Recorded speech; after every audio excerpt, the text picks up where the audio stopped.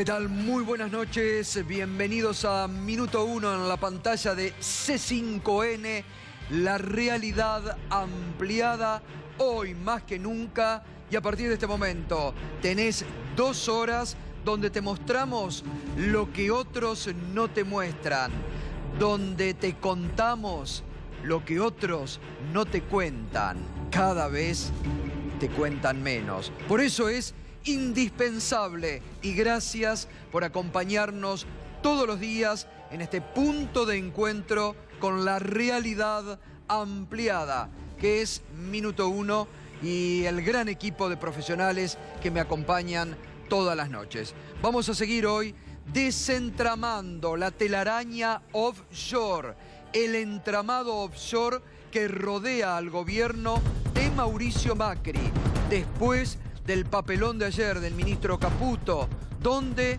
admitió, a ver, en otro momento de la Argentina, o en un país serio, como pretende ser el gobierno de Cambiemos, que dice que nos ha puesto a nivel mundial, la confesión de ayer del ministro Caputo, que indicó que había rectificado declaraciones juradas, que le echó la culpa al contador, que terminó admitiendo su error, hubiera sido un escándalo nacional. Pero con la cerrazón informativa que hay aquí, con la protección, hoy te vamos a explicar por parte de un experto qué significa una offshore. Porque lo único que falta es que en esta naturalización que hace el gobierno de todo, ahora le tengamos que salir a pedir perdón a todos los que tienen sociedades offshore. ¿Por qué las crean? ¿Por qué las organizan? Ayer el ministro Caputo dijo que es como tener una caja de seguridad. ¿Esto es así? Bueno, hoy vamos a tener un experto que te va a contar qué significa y cuáles son realmente los delitos de tener una sociedad offshore. Por eso, a partir de este momento, nos podés acompañar con el hashtag La Confesión de Caputo ayer, que reitero, admitió ante los parlamentarios que había rectificado su declaración jurada. Eso merecería ya una investigación. ¿Puede la titular de la Oficina Anticorrupción permitir en sus narices que rectifiquen una declaración jurada y después echarle la culpa al contador, como en otro momento de la Argentina hizo María Julia Alzogaray? Vamos a estar enseguida. Además, pobre Caputo. Digo, los ministros de Macri, venimos la semana pasada del ministro Aranguren, que dijo que no repatriaba sus fondos que tiene en el exterior hasta que la Argentina no recupere confianza. Bochornoso que un ministro de este gobierno diga que su gobierno no genera confianza. Hoy el ministro Caputo estuvo en la Embajada de España en nuestro país y allí, frente a posibles inversores, admitió que es difícil generar confianza en la República Argentina. Yo pregunto sinceramente, ¿son ministros de Macri? ¿Para quiénes juegan? Con ministros así no necesita enemigos.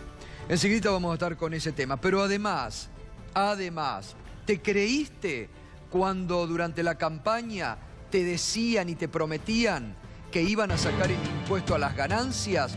Otra confesión, en este caso, la confesión de Alfonso Prat-Gay.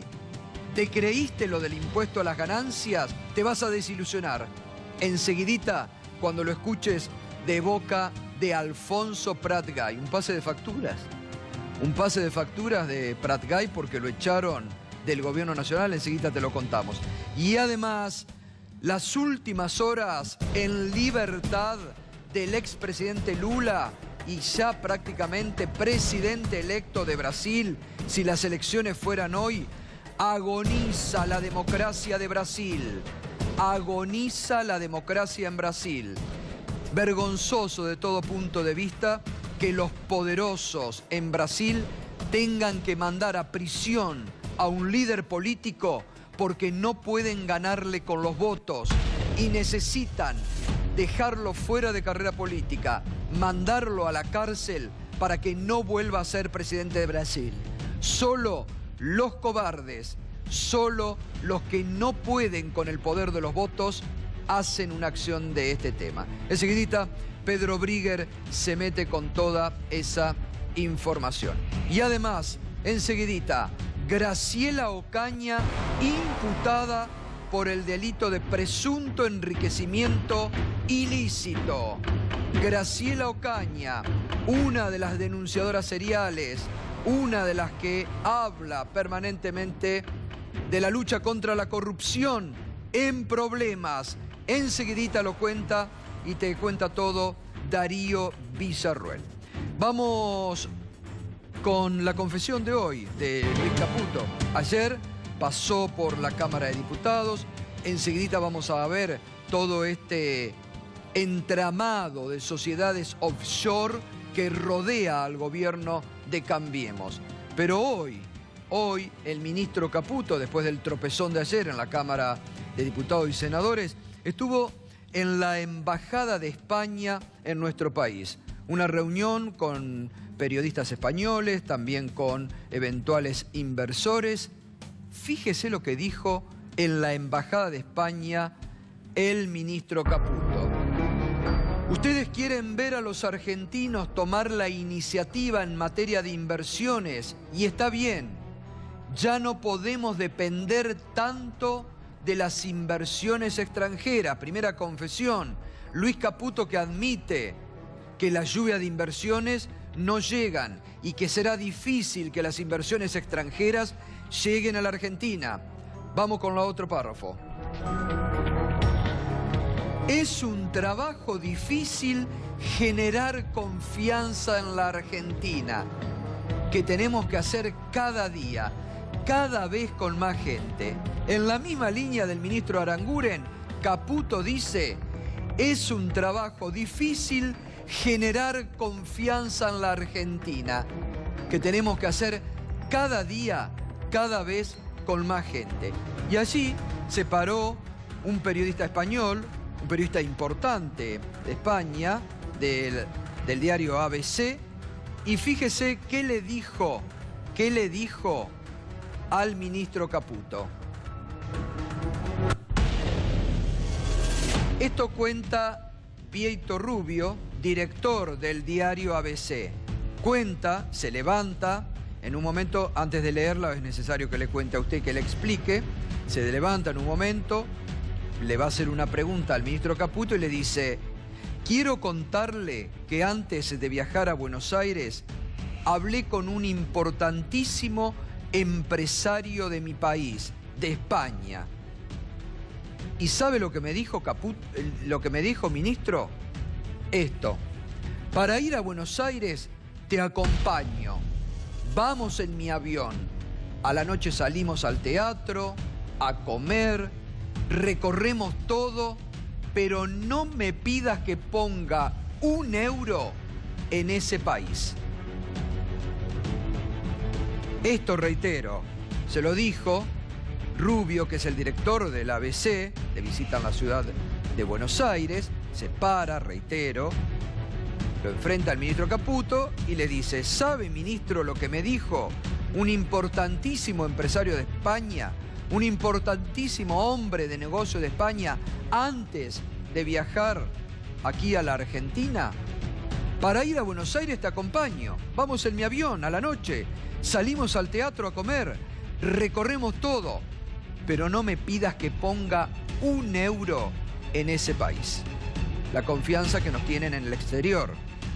Allí está el director del ABC, se lo dijo hoy al ministro Caputo, quien además admitió allí, en la Embajada de España, que se hace difícil generar la confianza en la Argentina. Yo digo, ¿estos son los ministros del gobierno?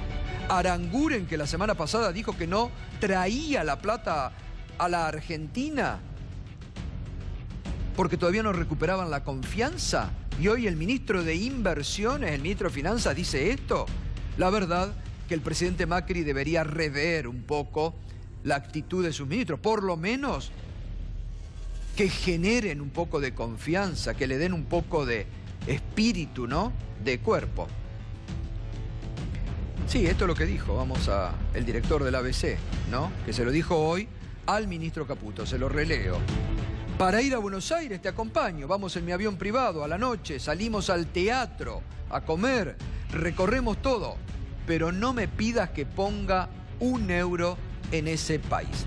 Bueno, pero volvamos a lo de Caputo, que nos interesa, su paso por el Congreso ayer. Anoche estuvieron distintos diputados aquí, todos coincidieron en decir que Caputo les mintió en la cara respecto a las sociedades offshore. Y hoy el grupo de periodistas que se encargaron de los Paradise Papers, que justamente fueron los que sacaron a relucir la offshore de Caputo, después está lo de la SEC. Lo de la SEC de Estados Unidos, que confirmó que Caputo era accionista dueño de esta sociedad offshore. No creo que la SEC de Estados Unidos mienta, ¿eh? No creo. Pero hoy este grupo de periodistas, con Hugo Alconada Moon, nuestro colega del Diario de la Nación, a la cabeza, explicaron, ¿no?, todo lo que pasó ayer y los documentos que ellos tienen. Caputo, el dueño desconocido de Noctua, y otras preguntas que quedaron pendientes. La intervención de Luis Caputo en el Congreso abrió una incógnita y exhibió algunas contradicciones. El ministro volvió ayer a negar que haya sido dueño o tenido participación accionaria en el fondo de inversión Noctua Partners. Afirmó, en cambio, que fue solo un tenedor fiduciario y la persona que administraba y decidía las inversiones. Su descargo abre una pregunta, sin embargo, que ayer quedó sin responder. ¿Quién era el dueño de ese capital al cual prestó su nombre? ¿Quién era el beneficiario final que permaneció en las sombras? Yo no tenía que declarar esas acciones ante la Oficina Anticorrupción ni ante la AFIP, porque al ser una tenencia nominal no era parte de mi patrimonio. Está declarado por su dueño, sostuvo el ministro sin identificar quién es.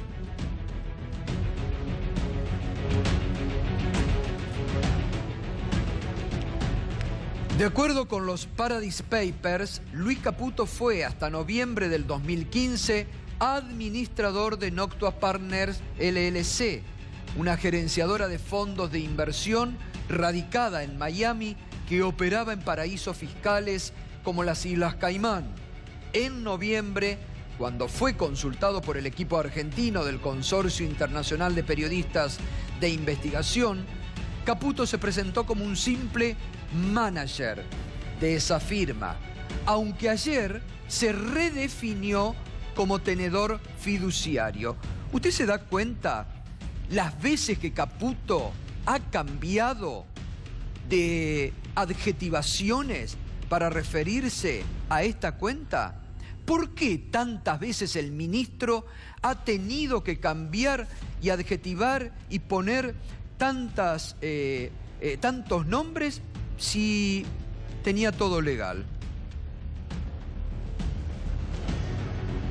Vamos a recuperar un poquito. ¿Faltaba algo de lo último? Bueno, ahora enseguidita estamos con Ricardo Nissen, que fue titular de la IGJ, está escuchando todo y que tiene todas las explicaciones. Le vamos a preguntar sobre esto que ayer se refirió Caputo, ¿no? ¿Qué es esto de un tenedor fiduciario? Si existe realmente o si en criollo eso significa ser testaferro, que sería muy grave, ¿no? Pero el gobierno ha salido, bueno, recordemos el presidente Macri, que dijo que no era ilegal tener una sociedad offshore, ¿no? Naturalizan. Ahora quieren hacer creer que no es ilegal.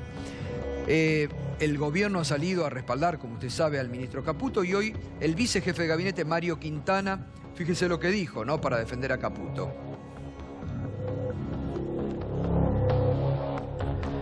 Las offshore son un mecanismo utilizado por jugadores financieros internacionales. Si están declaradas, no tienen nada de negativo. Se están haciendo escaneos hipócritas sobre el pasado de gente que se ha jugado por la nueva Argentina. Hay que agradecerle a Caputo, hay que darle el Premio Nobel de Economía. No conozco ningún inversor que haya preguntado dónde tenía la plata yo o cualquiera de los colegas del gabinete. Tienen preguntas mucho más astutas e inteligentes, correlacionadas con la ecuación riesgo-retorno que ellos esperan en su inversión. Bueno, Quintana debería enterarse de lo que hoy dijo el director del ABC de España a Caputo. Que le pregunte a su colega de gabinete qué dijo en la Embajada de España el director sobre lo que opinan los empresarios españoles de la República Argentina en este momento.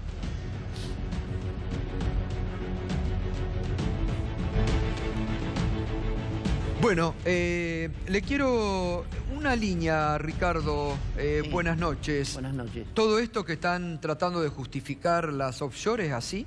No, tenemos que partir de algo que es importante destacar frente a las cosas que se dicen. El offshore es una actividad ilícita en la República Argentina.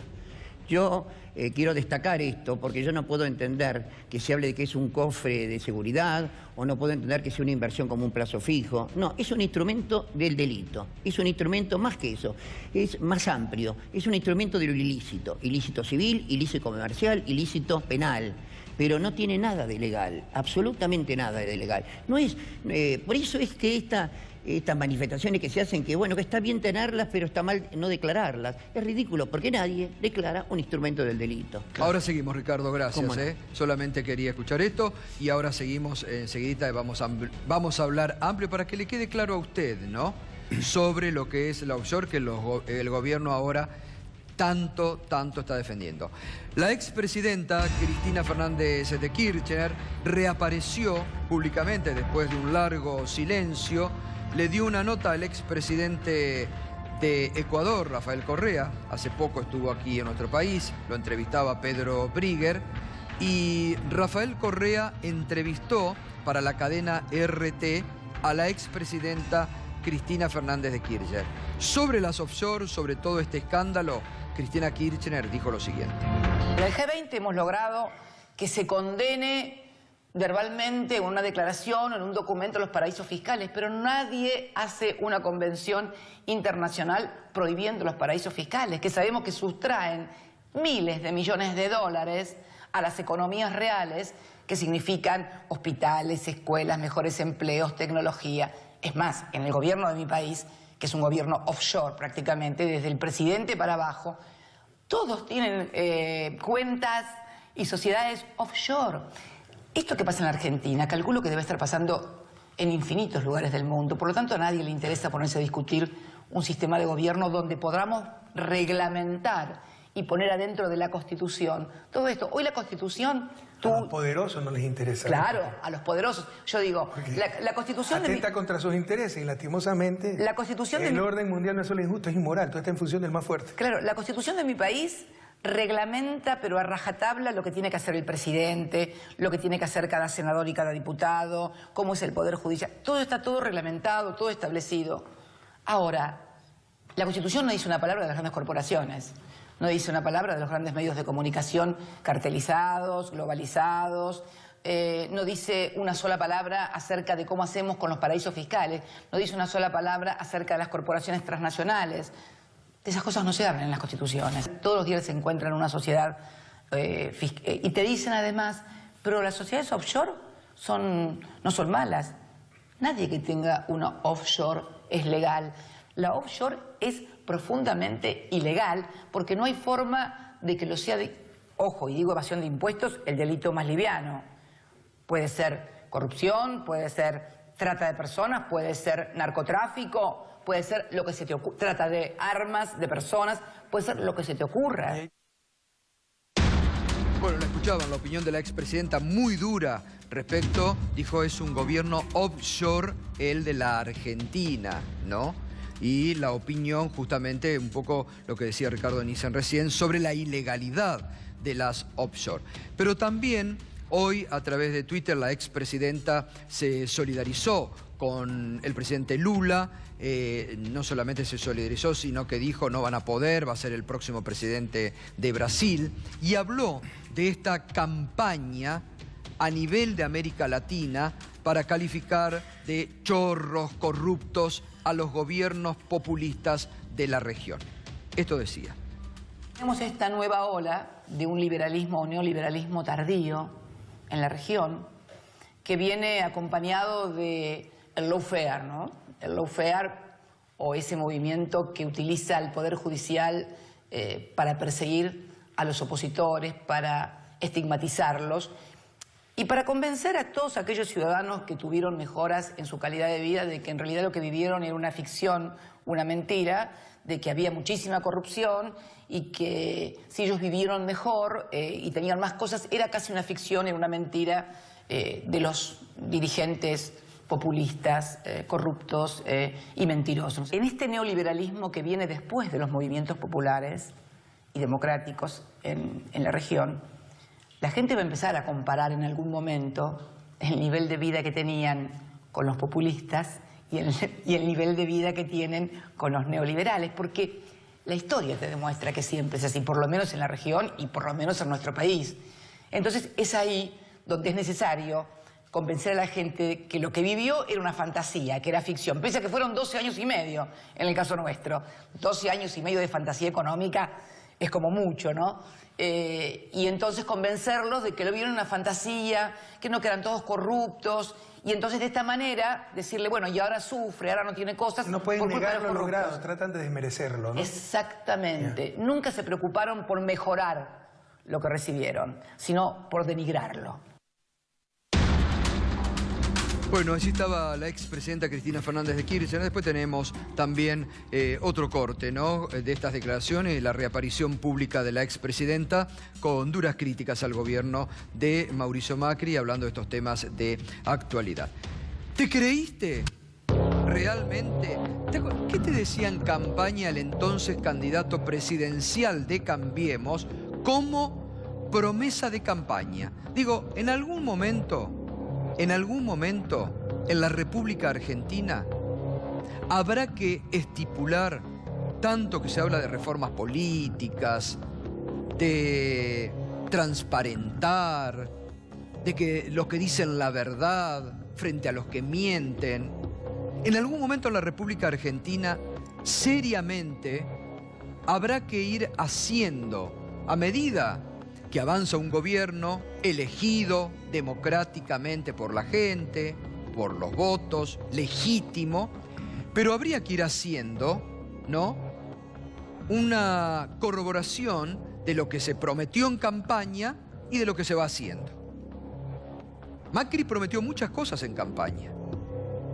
Macri, ¿se acuerda aquel famoso debate con el candidato Daniel Scioli, donde negaba lo que ya se ventilaba en ese momento, una devaluación? Dijo, pero ¿quién te hizo querer? Llegaron y devaluaron, lo primero que hicieron. Cuando negaban, decían, por ejemplo, ¿quién les hizo creer que vamos a privatizar el fútbol? El fútbol seguirá siendo gratis para todo el mundo. El fútbol hoy no es gratis para todo el mundo. Y era una de las promesas de campaña de Mauricio Macri, uno de los caballitos de batalla, incluso con los que ganó, incluso con los que tuvo el voto de la clase trabajadora, de docentes, de muchos jubilados que acompañaron al presidente, era que iban a eliminar el impuesto a las ganancias. Fíjate que lo que decía en campaña. El Estado no tiene que quedarse con el fruto de tu trabajo. En mi gobierno, los trabajadores no van a pagar impuesto a las ganancias. Ese es mi compromiso. Vamos juntos. Mauricio Macri, presidente de la Nación. Cambiemos. Lista 135. Alfonso Prat-Gay, ex ministro de Economía y una de las piezas fundamentales de lo que fue el inicio del gobierno de Mauricio Macri, sobre esa promesa del impuesto a las ganancias. Antes de anoche, mire lo que dijo. ¿Te acordás que en campaña se prometía que iban a bajar el impuesto a las ganancias? Sí, lo bajamos.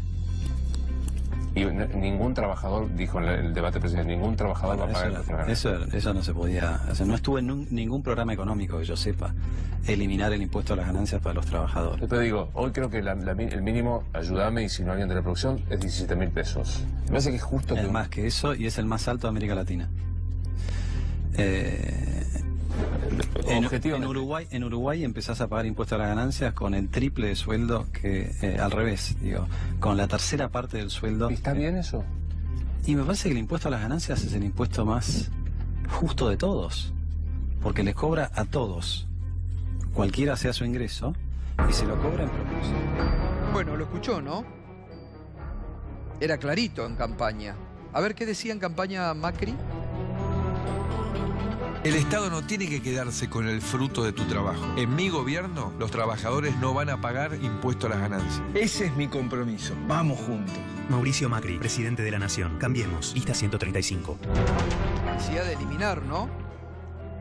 No entendí mal, ¿no? Sí, nadie va a pagar. Nadie va a pagar impuestos a las ganancias. ¿Qué dijo Prat Gay? Lo escuchamos de nuevo. ¿Te acordás que en campaña se prometía que iban a bajar el impuesto a las ganancias? Sí, lo bajamos. Y ningún trabajador, dijo en el debate presidencial, ningún trabajador va a pagar impuestos a las ganancias. Eso no se podía hacer. No estuvo en ningún programa económico que yo sepa. Ahí está. No estuvo en ningún programa económico, dice Alfonso Prat Gay. Entonces, ¿qué fue? Una mentira de campaña. Bueno, por ahí no sabía, Gato. O dijo que yo sepa. Igual, el que fue el ministro de Finanzas por ahí no lo sabía. igual Ministro de Economía. Ministro de Economía. Desde el punto de vista jurídico, el salario no es ganancia. Digo, para ir más atrás y entender por qué el salario no debe pagar ganancia de acuerdo a los antecedentes constitucionales que tiene nuestro país. Una vez instalado, claro, es difícil sacarlo, pero ellos prometieron y mucha gente los votó y hoy pagan más que antes. Es lo que digo, justamente, era una de las promesas de campaña. Muy bien, Lula, el juez Moro ya determinó que tiene plazo hasta mañana a las 5 de la tarde para presentarse ante la policía de Brasil para ser detenido. Pedro, buenas noches. Efectivamente, buenas noches. Menos de 24 horas le dio porque el oficio estuvo firmado por el juez Sergio Moro a las 17:50. Mañana a las 17 horas tiene que ir el expresidente Lula da Silva a Curitiba, que está en el estado de Paraná, para que se ubiquen debajo de San Pablo, al norte de Florianópolis, o sea, entre San Pablo y Florianópolis. Tiene que ir en calidad de detenido con dos personas más que ya están detenidas en Curitiba justamente. Acusado de crímenes, de corrupción y de lavado de dinero, es lo que dice el oficio del juez Sergio Moro. Exactamente. ¿Y qué crímenes? Bueno, el lavado de dinero, la corrupción, no menciona el tema de, si mal no recuerdo, en el oficio no menciona el tema del departamento. Hay algo genérico respecto de crímenes y corrupción y lavado de dinero. Ahora, ¿sabés que hoy, Pedro, leía a través de las redes sociales y de Twitter que uno de los periodistas más representativos de la derecha en Brasil, defensores de todo el proceso contra Lula y del actual gobierno y de la entente mediática judicial contra Lula, dijo: siempre estuve contra Lula, pero ahora no puedo admitir que lo lleven a prisión sin ninguna prueba. Creo que te referís a un periodista de apellido Acevedo, creo que estamos hablando de la misma persona que efectivamente siempre estuvo en contra de Lula y dijo que esto es un mamarracho total. Hay gente honesta en la derecha que piensa que efectivamente esto es un mamarracho, a pesar de haber estado siempre en contra del expresidente Lula da Silva. Ya se está planificando una vigilia, es la misma hora en gran parte de Brasil, se está planificando una vigilia en San Pablo, en las afueras, donde está el sindicato histórico del presidente Lula da Silva. Ya el movimiento Frente Popular, que compone a varias organizaciones sociales en el Brasil, está convocando a movilizaciones hoy y mañana a cortar rutas para evitar la prisión de Lula da Silva. Algunos militares ya se expresaron y parece increíble, Gustavo. Estamos hablando otra vez de militares que salen a hablar en público, que pidieron la detención de Lula, que dijeron que si no iban a realizar una intervención militar, le hace un golpe de Estado, y que ya se expresan satisfechos con el resultado, pero preocupados por los recursos. Porque recordemos algo, en principio, según la justicia, hasta el 10 no lo podían detener a Lula da Silva, pero ya sabemos... Pero Pedro, ayer yo te lo anticipaba. Moro, que lo tiene ahí, iba a perder 1 minuto, pero era obvio que iba a ordenar como ordenó la inmediata detención. La inmediata detención, bien lo decís, Gustavo. En principio esto no tendría que haber sido así, pero muchas cosas no tendrían que haber sido así. En principio tampoco el juicio. Va a una sala reservada, le están preparando una sala reservada. Dice el juez Moro que en atención a la historia del expresidente Lula da Silva y a su calidad de expresidente, no va a estar esposado y le espera una sala reservada para que no se junte con los otros reos es como se le dice a los presos por lo general en Brasil, y que no peligre su integridad física, o sea, que esté seguro allí. Son largas 24 horas, sin lugar a dudas. Hay una parte del Brasil que festeja, hay otra parte de Brasil, de América Latina y del mundo, que está muy triste. Recordemos, Gustavo, en el año 2009, en una reunión del G20 en Londres, Barack Obama decía: este es mi presidente, a él yo lo quiero, es mi hombre, es el hombre más popular, es el político más popular sobre la tierra. Esto decía en el año 2009 Barack Obama. Sí, pero ahora por eso lo meten preso. Ahora gobierna por Estados eso lo meten Unidos Donald Trump, ¿no? Efectivamente. Hay un dato que surgió hoy que también marca un poco de qué significa la prisión de Lula. ¿Sabes que la bolsa de San Pablo subió el 2%? Eso es un dato que te marca perfectamente qué significa la detención de Lula. Pero si hay celebración, el poder económico, mediático está de celebración. Exactamente. El paralelo que tiene el Lava Jato con el Mano Puliti en Italia.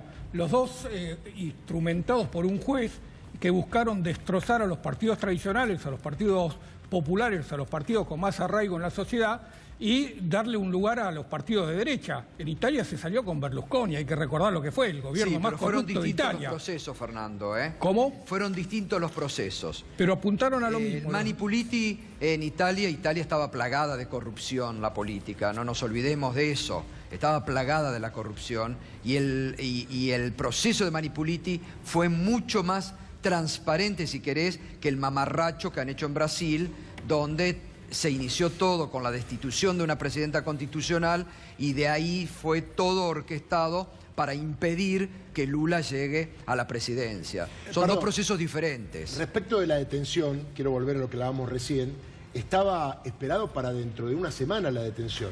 Y de alguna manera esto apuró porque Sergio Moro en sus antecedentes tiene este correlato. Una vez que le dan la orden de detención espera una semana. Pero claro, era Lula, había que tener repercusión inmediata y por eso lo hace. En este momento puede pasar cualquier cosa en la justicia de Brasil porque no está respetando ni Moro sus antecedentes. Lo va a detener en el día de mañana o lo intima a presentarse cuando normalmente todos los antecedentes de Moro hablaban de que desde que llega el fallo él espera una semana para tomar todas las medidas, analizar, evaluar y finalmente ejecuta la orden. Y el otro tema, respecto de corrupción y crímenes de corrupción, vieron que los brasileños agrandan siempre. En realidad, el delito es un cohecho desde el punto de vista jurídico y si lo traemos a la Argentina. Es que recibió un triplex de acuerdo a una promesa o no, algo que no está probado en la causa y que Moro dio por probado y también los camaristas. Recordemos que los camaristas subieron la condena a 12 años y 1 mes. Sin embargo, ellos ponen crímenes de corrupción y es un genérico para tener también efecto mediático. Que esta causa tiene más que todo efecto mediático primero, después político y lo último es lo jurídico, que es la prisión de Lula. Bueno, lo que dice... disculpen, Pedro, habló la presidenta del Partido de los Trabajadores de Brasil, que es interesante escucharla. Gleisi Hoffmann. Continua candidato e será o nosso candidato a ser registrado no dia 16 de agosto. Essa votação não tem nada a ver com o processo eleitoral. A gente espera agora que o Supremo Tribunal Federal, que tem muita responsabilidade com o país, paute imediatamente as 2 ações de constitucionalidade que falam sobre prisão em segunda instância. Nós temos que voltar a defender o princípio constitucional, voltar a ter a nossa Constituição de volta, que diz que ninguém será preso antes do trânsito em julgado de uma sentença condenatória. Ratifica la presidenta del Partido de los Trabajadores que Lula seguirá siendo candidato, ¿no? Porque había todo una gran discusión interna, ¿no? Pero bueno, me da la impresión que van a mantener la candidatura aún preso de Lula, ¿no? Es difícil saber qué es lo que sucederá porque no sabemos, primero, si efectivamente mañana se presenta. Él dice que se va a presentar, pero son momentos muy tensos en Brasil. Hay que ver cuánto tiempo permanece en prisión, porque ya están preparando un recurso para que salga. Realmente es difícil predecir lo que va a suceder. Pero ayer, en el debate, en los alegatos de los 11 ministros de la Corte del Tribunal Supremo Federal, hubo algunas perlitas muy interesantes. Uno de ellos, Gilmar Méndez, que votó a favor del habeas corpus para Lula, dijo que hubo una presión mediática terrible de los medios de comunicación, bueno, valga la redundancia, presión terrible de los medios de comunicación. El fin de semana la Folia de San Pablo publicó los días de vacaciones que tienen los jueces durante el año, además de los fines de semana. Él dijo, esto es chantaje. Los medios de comunicación están apelando al chantaje para demonizar a los jueces. Y alguno de los votos que se cambió. No, la mujer que se preveía que iba a votar a favor la última. La última no, Rosa Weber, que es la que votó el 4-1. Votó en contra, ¿no? Sí, pero el voto de Rosa Weber es muy interesante. Ayer escuchaba el alegato de esta ministra de la Corte y ella dijo que está en contra de la prisión de Lula, en contra, pero taxativamente lo dijo, estoy en contra de la prisión en segunda instancia, o sea, recién tendría que, cuando agote todas las instancias tendría que ir preso, pero dijo, pero no es el recurso de habeas corpus no es el que tendrían que haber presentado para poder sacarlo de prisión. Es una cuestión técnica. Es una cuestión técnica.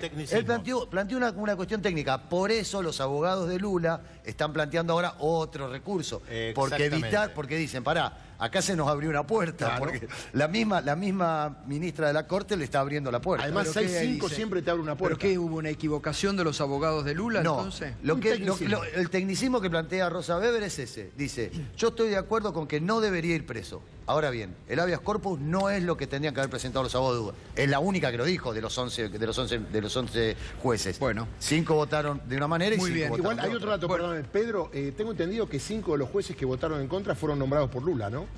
No recuerdo exactamente ese dato. Bueno, enseguida continuamos.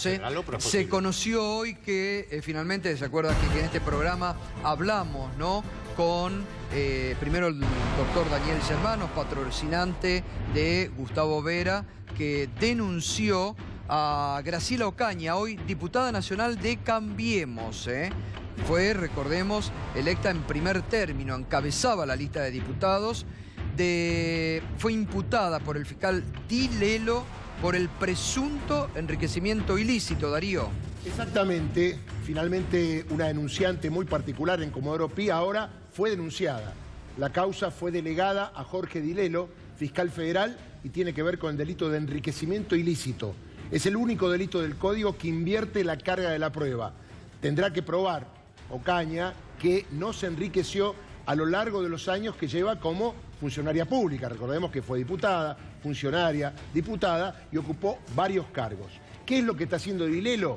Pidió informe a el registro de propiedad inmueble, capital y provincia, para ver qué bienes están a su nombre, registro de propiedad del automotor, registro de los bancos para saber los bienes que tiene. Después va a evaluar eso que le manden con lo que presente Ocaña, que hoy dijo que quiere terminar con esta cuestión mediática, que se va a presentar ante el juez y obviamente su declaración jurada será evaluada y comparada con los bienes que tiene. Pero atención, es un tema complicado, que va a tardar, porque una vez que se presenten todos los bienes, hay que hacer un informe técnico. Recordemos cuando vino acá, primero Daniel Germanos, pero después Gustavo Vera trajo todos los papeles. Digo, no es una denuncia al aire. Primero que hay una casa que aparentemente no declaró. Valuada en 900.000 pesos. Exactamente. Después hay la participación en una cementera que llama la atención. Distintas parcelas que tiene. Distintas parcelas, terrenos. Bueno, ella lo niega, pero habrá que ver si puede probar que no son de ella, ¿no? Porque, repito,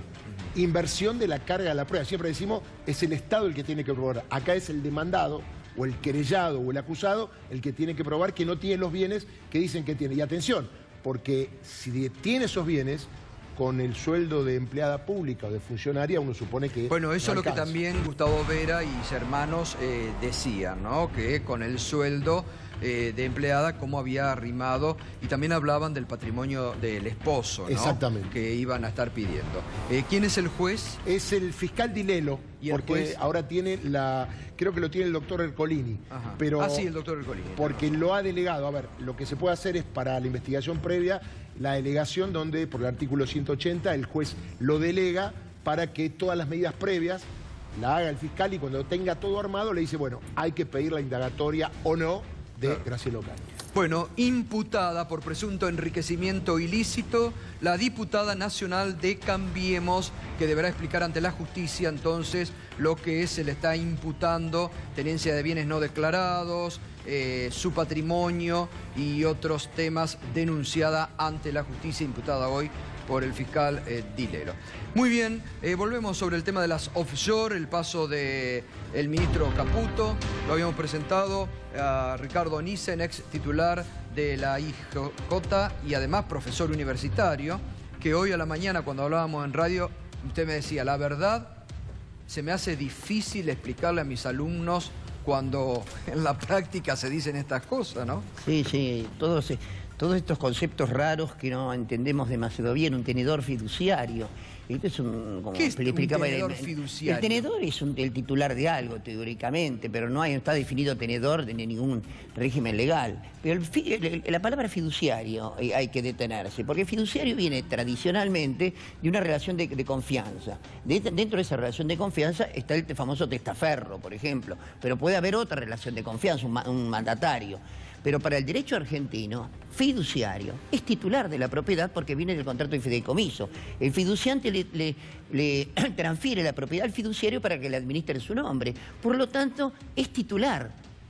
Creo que la palabra fiduciario, de acuerdo al derecho argentino, creo que implicó ahondar más en la certeza de que él fue el titular de la sección. Ahora, Ricardo, ¿usted qué saca en limpio de estas idas y vueltas que el ministro Caputo empezó negando, después dijo, bueno, en realidad no soy esto, terminó ayer diciendo esto de... ¿Qué cree que hay atrás? Si me permite un momento... Sí. Gustavo, me gustaría, porque la gente habla muy livianamente de las offshore y parecería que la única actuación de las offshore es para defraudar al fisco. Es muchísimo, es enorme, es muchísimo más grande el fenómeno offshore.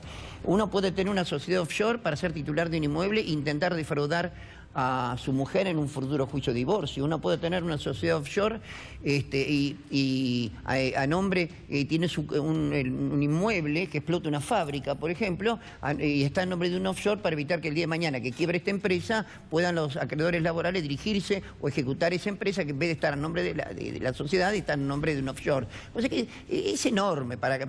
En el tema del correo también se había descubierto que un banco offshore había comprado créditos para formar mayoría. O sea que cuando hablamos con offshore, y está bien que lo pensemos, porque en un 60% es defraudación fiscal, y también lavado de dinero, y también trata de personas. Pero es múltiple. También es cierto que yo puedo tener un offshore... Es toda una figura ilegal. Todo es ilegal. Y ahora termino esta pequeña locución para intentar entender el fenómeno, porque no es tan simple como dicen. Yo puedo tener un offshore, por ejemplo, ser dueño de un departamento en realidad sustancial, pero estar en nombre de un offshore. Pero yo vivo ahí, pero la tengo por las dudas, a lo mejor, o para defraudar a mi mujer o para defraudar a mis acreedores, ¿no es cierto? Pero también hay otras maneras de funcionar, que es la offshore, que es titular de otro offshore, que es titular de otro offshore, que es titular de otro offshore, hasta que encontramos el inmueble o la propiedad o las acciones o la actividad que se realiza. O sea que es un fenómeno mucho más grande, pero que yo nunca he visto una sociedad offshore con efectos neutros. Yo no conozco a nadie, y lo atestigo a mi paso por la profesión de abogado y mis 2 años y medio en la Inspección General de Justicia, que haya sociedades offshore neutras. No existe, yo no compro.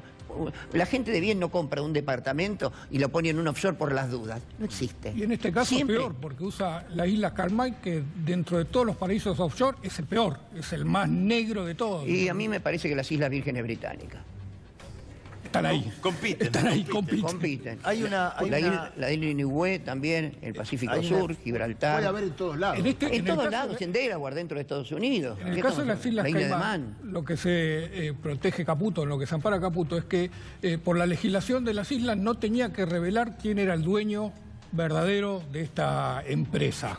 Por eso las tiene ahí. Por eso las tiene ahí. Obvio. Esa es la figura más clara de testaferro, no debe haber. Pero es funcionario, pero es funcionario. Tenemos un documento, ¿no? Vamos a mostrar, por favor, el documento que prueba justamente la titularidad a nombre de Luis Caputo de esta cuenta. A ver si lo podemos mostrar, por favor.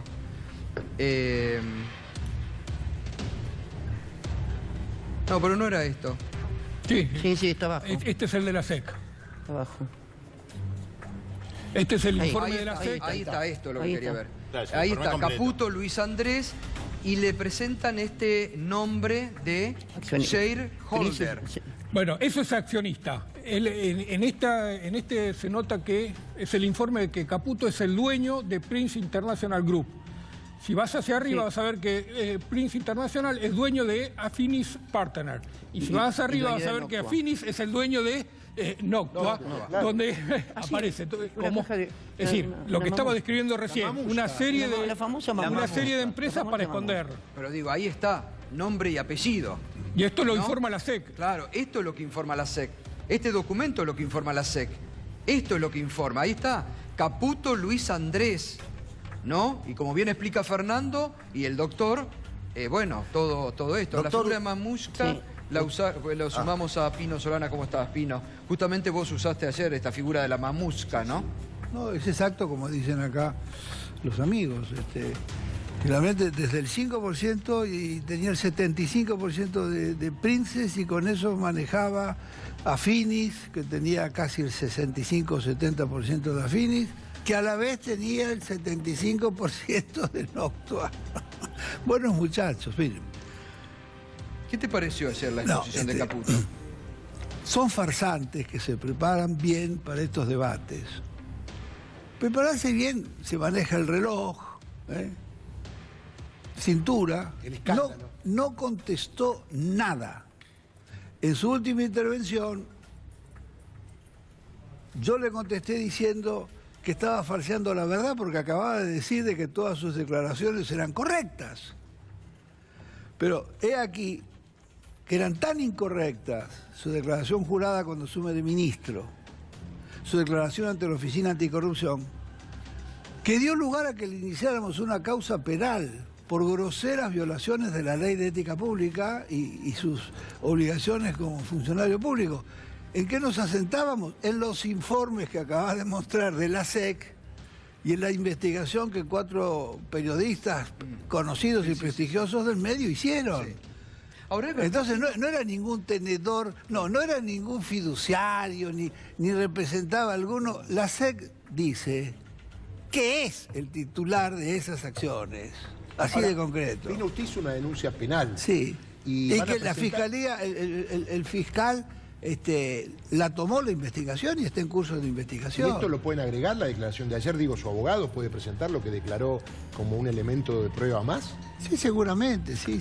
Ahora, Pino, ayer admitió Caputo que rectificó las declaraciones, esto que vos decís. Es un delito. Pero es un loco, totalmente. Por eso hay un grado de impunidad tan grande. Pero y es después, muy grave eso, que es gravísimo, pero que rectificó una declaración ante la Oficina Anticorrupción. Mire, muchachos, yo creo que nos hemos acostumbrado a un cáncer. Ese cáncer es la deuda, vivimos con la deuda. Y endeudarse, la verdad que es una piorada total, nos financian de afuera. Este es el concepto. Se ha banalizado graves problemas de la Argentina. La deuda ya no pasa más por el Congreso Nacional como marca la Constitución Nacional. Es toda una farsa. Entonces las modalidades son tal que de pronto te aparece un día que hay un bono por 100 años. Que no ha discutido nadie. Y te argumentan de que ese bono tiene una tasa barata, porque es una tasa del 7,8%. Que no reaccionemos muy fuerte frente a un funcionario que miente y que es capaz de endeudar a 4 generaciones o 5 de argentinos, porque ¿quién va a pagar la deuda? nosotros no la vamos a pagar. Son los que vienen. Entonces, esto es una barbaridad. Y si encima de esto, termino, si encima de esto se es condescendiente y se dice que las offshore no tiene nada de malo, es como tener una caja fuerte en un banco. Y cuando no se dice que el llevarse las fortunas afuera, la verdad que es un atentado contra millones de argentinos que esperan la reactivación, que no tienen trabajo. Acá hay 1/3 de argentinos que no tienen ni cobertura social, que son trabajadores informales.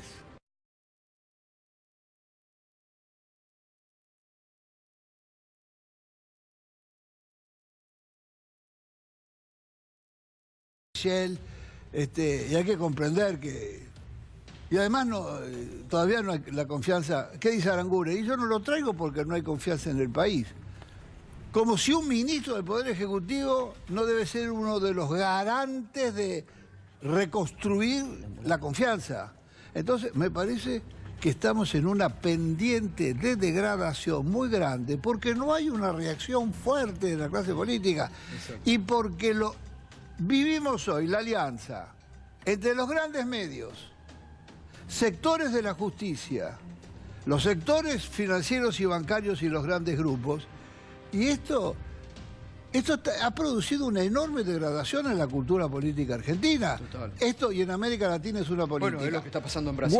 Guarda que el nuevo embajador norteamericano que han nombrado, es un hombre, no recuerdo el nombre, pero he leído bastante sobre este señor, que viene de la justicia, ha sido un importante juez y tiene declaraciones que dice: desembarco en la Argentina para dar una mano a la justicia de acá.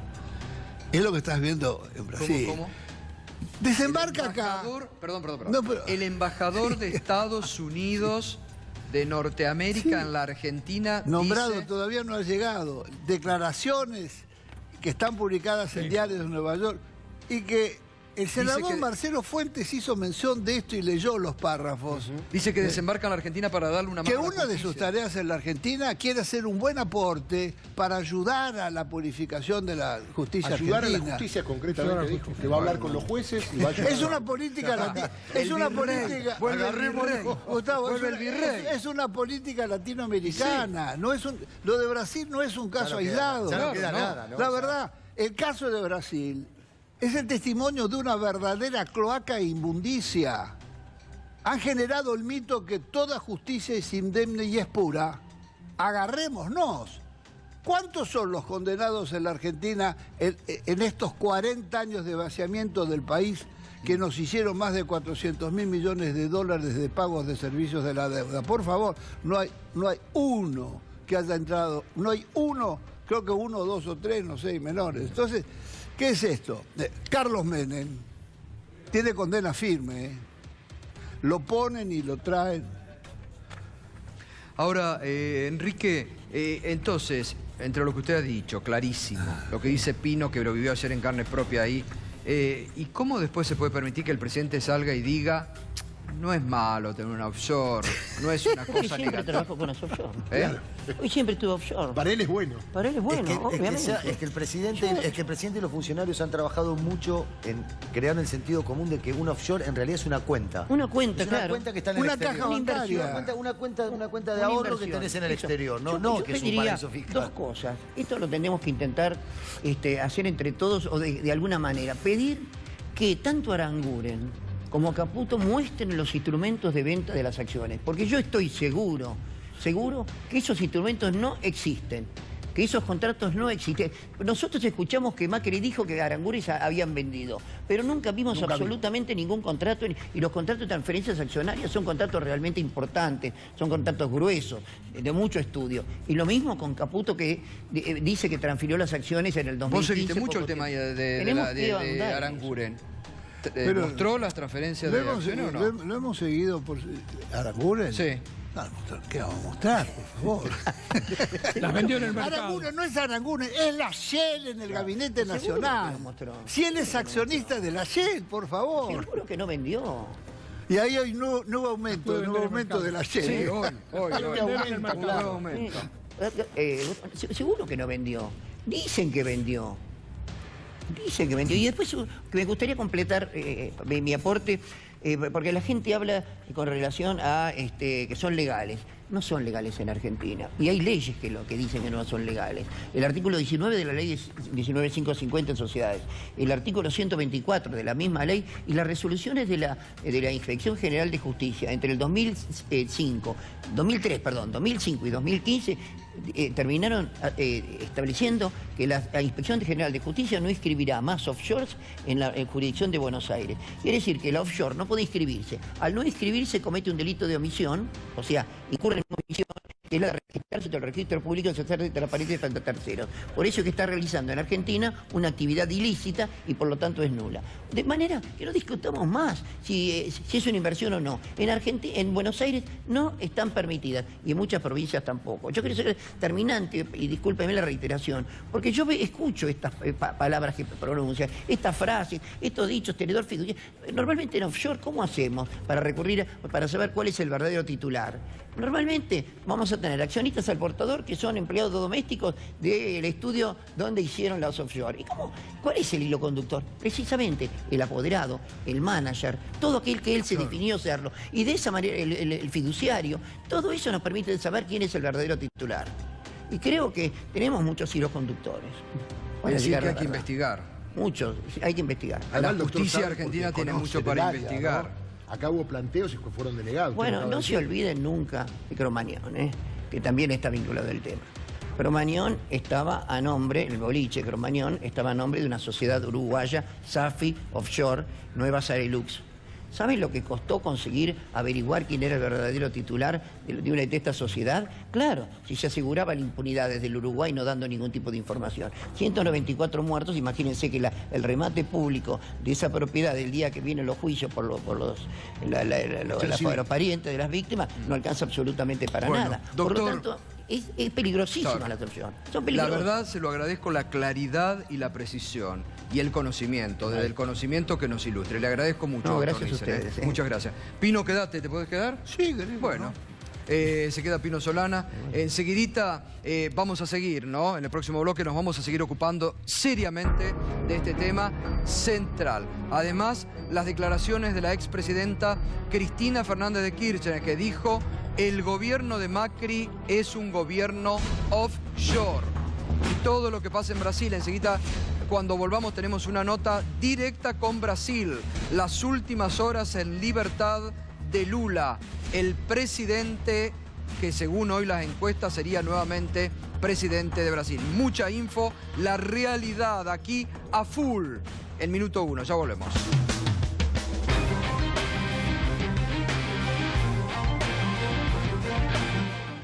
Continuamos esta noche en minuto 1, la realidad ampliada aquí en C5N, lo que otros no te cuentan, lo que otros te ocultan, aquí diariamente y cada vez más te lo mostramos, lo comentamos y lo analizamos. Realmente ha sido muy interesante el bloque anterior con el doctor Ricardo Nissen, ex titular de la IGJ, además profesor universitario, un experto en todo el tema de sociedades offshore, cómo ha clarificado lo que el gobierno quiere naturalizar. Ahora en defensa del entramado de sociedades offshore, de varios integrantes del gobierno, de la familia presidencial, de Caputo, que ayer cambió los términos una vez más, que admitió que había rectificado su declaración jurada ante la Oficina Anticorrupción. Y uno se pregunta si no es un delito eso, en lugar de la Oficina Anticorrupción, habérselo permitido. Y que cada vez, con cada declaración, queda más comprometido. Y frente a eso, el gobierno que intenta salvarlo. Y realmente ha sido muy claro el doctor Nissen. Pino Solana, que se queda, se va a sumar ahora al diputado Rodolfo Tailade, que ayer se quedó sin preguntarle. Vamos a ver qué era lo que quería, además tiene documentación. Rodolfo Tailade ha sido un denunciante. Y también nos vamos a seguir ocupando del tema tarifas, Es un tema que no olvidamos. Además de toda esta telaraña offshore que crece, el tema tarifa, que es un tema que a ustedes le está preocupando mucho. Lo vamos a tratar, está esta noche aquí con nosotros Liliana Swin, que es dirigente del Frente Renovador. Ella ocupó justamente y trabajó muy bien con los usuarios y los consumidores. Me parece que esta noche nos va a adelantar algo para que sepan ustedes sobre próximas acciones respecto al tarifazo de luz y de gas en la provincia de Buenos Aires. Otros temas de esta noche en Minuto 1.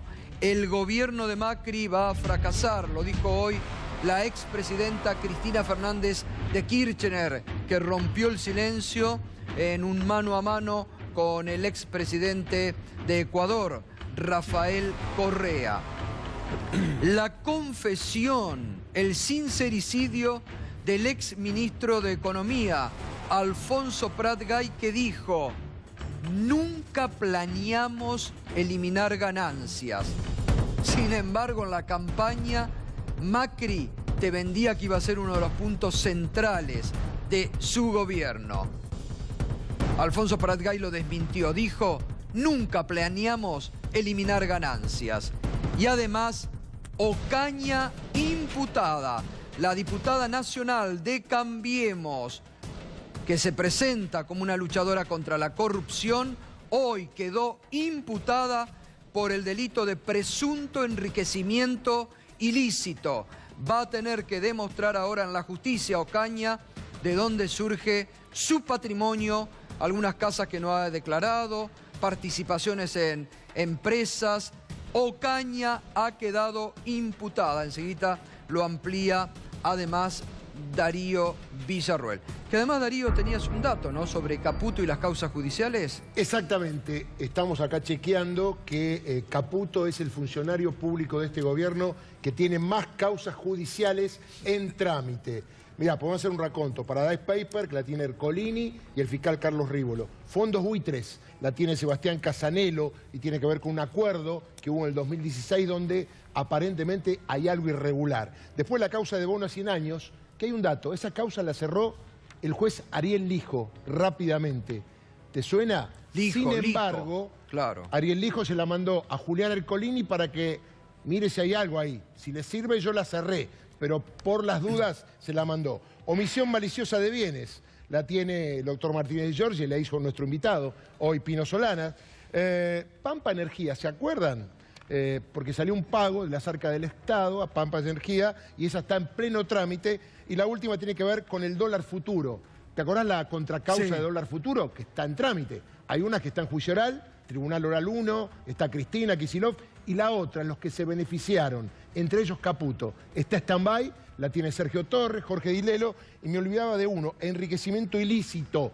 Tiene que corroborar los bienes que tiene en función de la declaración jurada, y la tiene Luis Rodríguez y el fiscal Carlos Stornelli. 7 expedientes tiene ya Luis Caputo en la justicia federal, algo así como una causa en cada juzgado.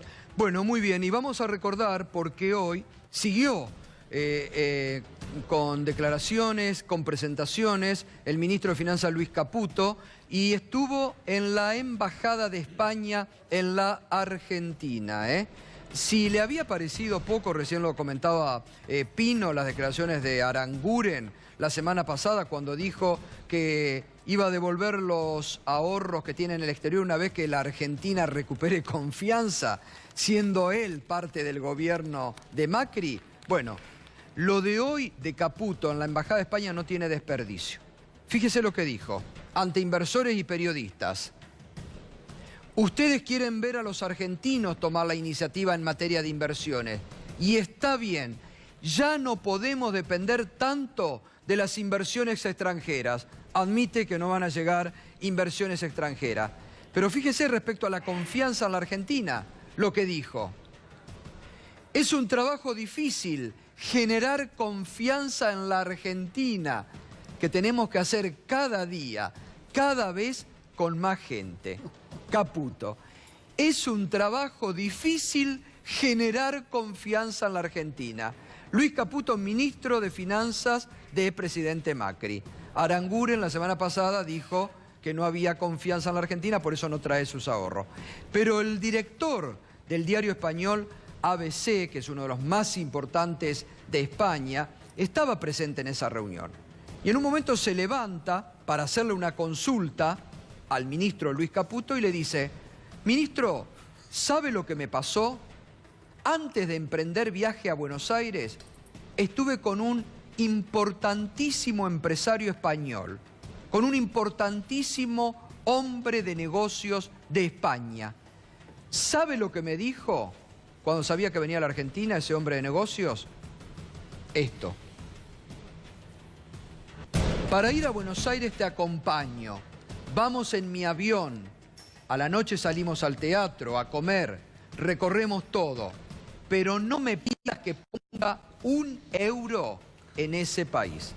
Se lo contó Bieito Rubido, el director del ABC, lo que un importantísimo empresario español le había dicho. Se lo dijo ahí al ministro de Finanzas Luis Caputo, que minutos antes había dicho: es difícil recuperar la confianza en la República Argentina.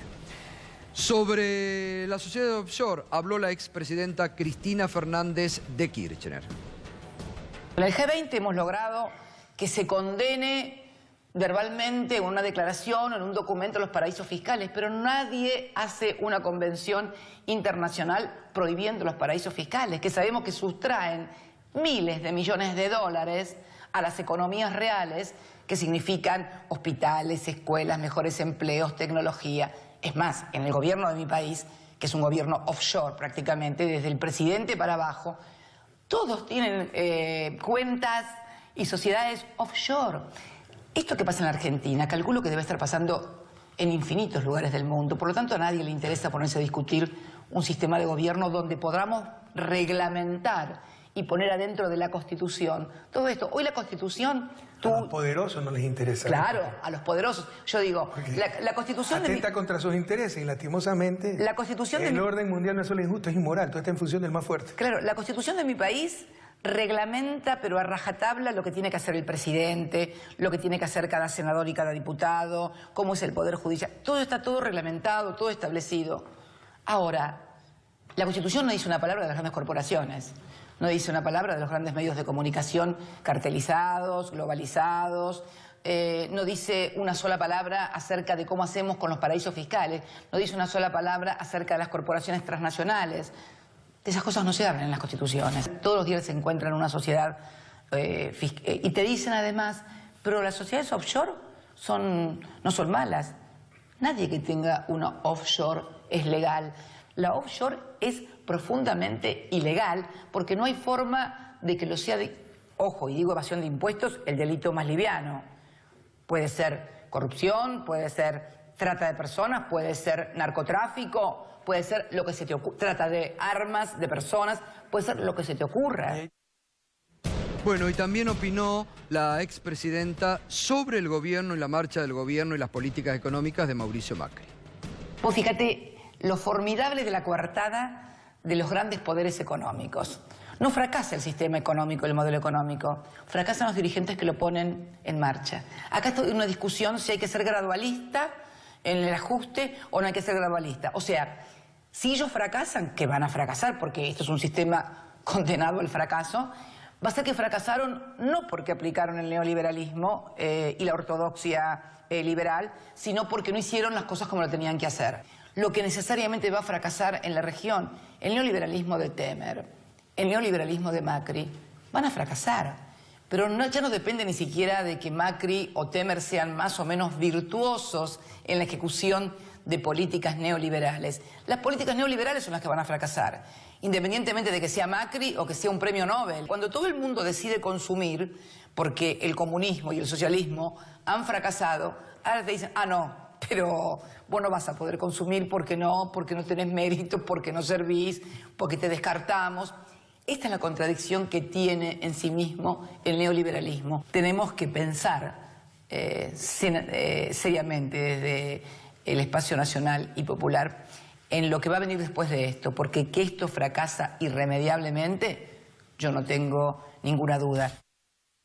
También se refirió en este momento, y ya nos vamos a ir enseguidita a Brasil, tenemos una comunicación directa con Brasil para analizar las últimas horas de Lula en libertad, pero la expresidenta habló con Rafael Correa. Fíjese, los tres, Lula, Correa, la expresidenta Cristina Fernández de Kirchner, tienen la misma composición, antes lo decía también Pino, ¿no? Recién lo contaba Pino Solanas, de un entramado para América Latina de poderes mediáticos, judiciales y poderes económicos, presionando fuertemente sobre los populismos. Bueno, lo que recién revelaba Pino, que realmente sorprendió, ¿no? Las declaraciones, yo no lo conocía, del nuevo embajador de los Estados Unidos en la Argentina, que dijo que viene a la Argentina a ayudar a purificar la justicia. El embajador de Estados Unidos en la Argentina que diga esa barbaridad. Ya tendría que además de lo que lo acaba de denunciar Pino, cierto sector de la dirigencia política, si tenemos dignidad política y soberanía política, y la verdad que habría que salirle al cruce. Pero sabemos que muchos se bajan los pantalones frente a todo lo que sea Estados Unidos en la Argentina, ¿no? Permitir eso antes que el tipo llegue es una vergüenza, semejante declaración. Pero la expresidenta hablaba sobre este entramado y sobre cómo están aplicando para destruir a los gobiernos populistas en la región.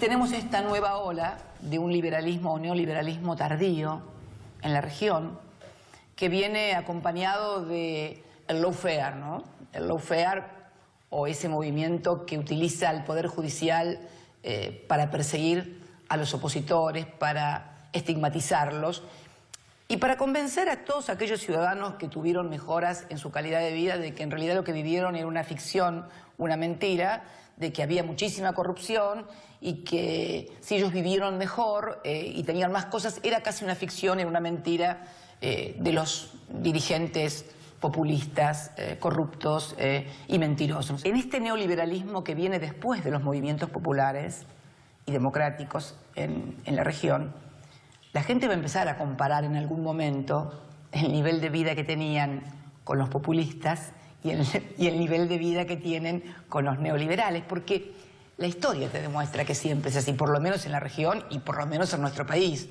Entonces es ahí donde es necesario convencer a la gente que lo que vivió era una fantasía, que era ficción. Pese a que fueron 12 años y medio en el caso nuestro. 12 años y medio de fantasía económica es como mucho, ¿no? Y entonces convencerlos de que lo vieron una fantasía, que no, que eran todos corruptos, y entonces de esta manera decirle, bueno, y ahora sufre, ahora no tiene cosas. No pueden negar lo logrado, tratan de desmerecerlo, ¿no? Exactamente. Yeah. Nunca se preocuparon por mejorar lo que recibieron, sino por denigrarlo. Bueno, allí la opinión, un poco lo que se está viviendo también en Brasil, ¿no? Y en la región, lo que contextualizaba la expresidenta Cristina Fernández de Kirchner. Nos vamos a Brasil, estamos en comunicación con Diego Pignotti, nuestro colega, es corresponsal del diario Página 12 y ha seguido y está siguiendo atentamente todo este proceso que lleva ya en estas horas a Lula a la cárcel. Diego, ¿cómo estás? Buenas noches. Buenas noches, un gusto saludarte. Lo mismo. Bueno, comentanos lo último que se sabe, dónde está Lula, cómo está viviendo Lula en estos momentos, qué pasa en Brasil. ¿Hay movilizaciones? ¿No hay movilizaciones? Probablemente estemos por comenzar otra noche de insomnio nacional. La de ayer se prolongó hasta la madrugada, cuando el Supremo Tribunal Federal autorizó que Luis Ignacio Lula da Silva fuera apresado, y la de ahora, anoche en Brasilia, aquí en Brasilia, la de ahora probablemente en San Bernardo do Campo, donde Lula se está dirigiendo en estos momentos, si es que ya no llegó, al sindicato de trabajadores metalúrgicos de allí, del cual él fue secretario general en los años 70 y 80, donde allí también fue preso por la dictadura militar, y según informaciones que tenemos hay entre 5 y 10.000 personas de los campesinos sin tierra, de los trabajadores sin techo y sindicalistas que están dirigiéndose también hacia esa sede gremial para hacer una vigilia en la que se decidirá si Lula se presenta o no mañana ante el juez federal Sergio Moro en Curitiba, una de las capitales sureñas. Lula se encuentra en San Pablo, por lo cual esa decisión tiene que tomarse de aquí a pocas horas porque deberá trasladarse, y estos son cerca de 1.000 kilómetros. Diego, entonces no está definido que Lula se presente ante esta orden del juez Moro. No solamente esa decisión aún no se anunció, sino que el propio Lula en una entrevista concedida hace 2 horas, dijo que tal vez no se presente. En rigor, lo que comunicó es que consultará con sus abogados qué decisión tomar, porque tengamos presente, y recién escuchamos hablar a la expresidenta sobre esto del lawfare, de la guerra judicial, es un concepto que se acuña en Brasil a partir de esta guerra de baja intensidad entre el juez Moro y Lula, dado que la decisión de ayer del Supremo Tribunal Federal establecía que solo podía Moro ordenar el arresto de Lula una vez que se hubiera concluido con el trámite de ayer en el Supremo. Y esto no es algo automático, es decir, tienen que presentarse las actas, los autos de lo que se debatió ayer, tanto que para que tenga conocimiento la opinión pública de lo que se debatió, del voto, y para que los abogados de Lula pudieran hacer alguna apelación. Por lo que esta rapidísima, inesperada decisión de Moro de convocarlo hasta puede estar transgrediendo normas procesales. De allí que este enclave en el que se encuentra ahora Brasil, entre lo judicial y político, probablemente se prolongará por toda la madrugada y mañana al amanecer se sabrá qué hará Lula, si finalmente se entregará a su gran perseguidor o permanecerá en San Pablo. Y políticamente su candidatura se mantiene, ¿no? Veíamos recién una declaración de la presidenta del Partido de los Trabajadores que dice Lula sigue siendo nuestro candidato a presidente. Eso es por una razón política muy mesurada, muy elaborada dentro de la cúpula del PT. Tengamos presente que esta fue la tesis defendida en los últimos meses y ratificada hoy por Gleisi Hoffmann, la presidenta de la agrupación, luego de reunirse con Lula. ¿Por qué? ¿Por una tosudez? ¿Por un empecinamiento? No, por cálculo político. Lula sería, si las elecciones fueran en estos días, probablemente electo y hasta en primera vuelta, porque la mayoría de las encuestas le dan entre el 35 y el 38% de aprobación, casi 20 puntos por encima de su principal adversario, el capitán retirado del ejército Jair Bolsonaro. En tanto Lula se mantenga como posible candidato, en tanto Lula continúe en campaña, no se descarta que esa aprobación siga creciendo y esto se prolongará tanto como sea posible, acaso hasta agosto o septiembre, cuando la justicia electoral decida si le acepta o no la postulación. Hasta entonces, Lula podrá, si es que recupera la libertad a través de un habeas corpus, hacer campaña y finalmente, al estilo de los mexicanos, al estilo del dedazo de los grandes líderes políticos, escogería quién sería su apadrinado. Pero, insisto, todas las hipótesis en un país que está institucionalmente y políticamente en llamas pueden ser consumidas en 5 minutos. Darío, te saluda Pedro Brigger. Hay varios militares que ya salieron hoy a festejar el fallo de ayer e incluso a llamar a acciones para contener cualquier posible embargo, como dicen ellos, cualquier posible ajuste técnico a la prisión de Lula. ¿Cómo se están tomando las reacciones de los militares? Hola Pedro, buenas noches. Exactamente. Hacer la crónica de lo que ocurrió ayer en el Supremo Tribunal Federal es una perspectiva trunca o limitada. La crónica de lo que sucedió ayer hasta que se determinó que Lula no podría acogerse al habeas corpus terminó un día y se inició un día antes a través de un tuit divulgado por el jefe del ejército, general Vilas Boas, Eduardo Vilas Boas, cuando dijo, a través de esta comunicación, que no recibirían de muy buen grado que Lula fuera preso. Inmediatamente la cadena Globo, aliada del general, propagó esa información y esto contaminó la agenda política y la agenda judicial de ayer en la mañana. Y por lo que nosotros hemos observado aquí en Brasilia, solamente trabajando como reporteros, si el martes todo el mundo apostaba a que Lula habría de obtener un fallo favorable, ayer ese fallo fue negativo y todo indica que la presión militar tuvo su efecto. Claro. Para traducirlo en otras palabras, el régimen que derrocó a Dilma Rousseff en mayo de 2016, que en sus orígenes era considerado como mediático judicial, ya tiene su pata militar. Ya hay un borceguí en el sistema político brasileño que está decantándose gravemente hacia una forma de posdemocracia. Tremendo esto, tremendo. Se puede decir que está agonizando la democracia en Brasil, ¿no? Pudiéramos decir en todo caso que el régimen que hoy está en vigor en Brasil está muy lejos de ser una democracia. Total. Un abrazo grande, Darío, muy completo y te vamos a seguir molestando en las próximas horas. Muchas gracias. Hasta pronto. Darío Piñotti, el corresponsal del diario Página 12 en Brasil. Y antes de ir, vamos a tomar este tema también, recordar, ¿no?, los aumentos nuestros de cada día, otro golpe al bolsillo de los argentinos, Fernando. Sí, hoy se conoció la decisión de 2 petroleras, entre ellas la ex de Aranguren, ¿no?, Shell, de subir el precio de los combustibles, 4,5% en promedio. Esto da ya cerca de 20% en promedio el aumento de los combustibles este año y más de 40% en un año. La explicación de las petroleras es siempre la misma. Bueno, el precio de las naftas se compone del valor del crudo, del valor del dólar y del valor de los biocombustibles, que es una de los ingredientes que se le anexan en la elaboración de los combustibles. El dólar se devaluó 13% a lo largo de este año, desde diciembre, desde que aquella famosa conferencia de prensa de Marcos Peña con el presidente del Banco Central, Federico Sturzenegger, se depreció 13% el peso. Por lo tanto, el dólar fue un factor clave. Dice que tiene 80% de incidencia en el valor de los combustibles. El valor del crudo también estuvo en alza, está oscilando entre 65 y 70 dólares el barril.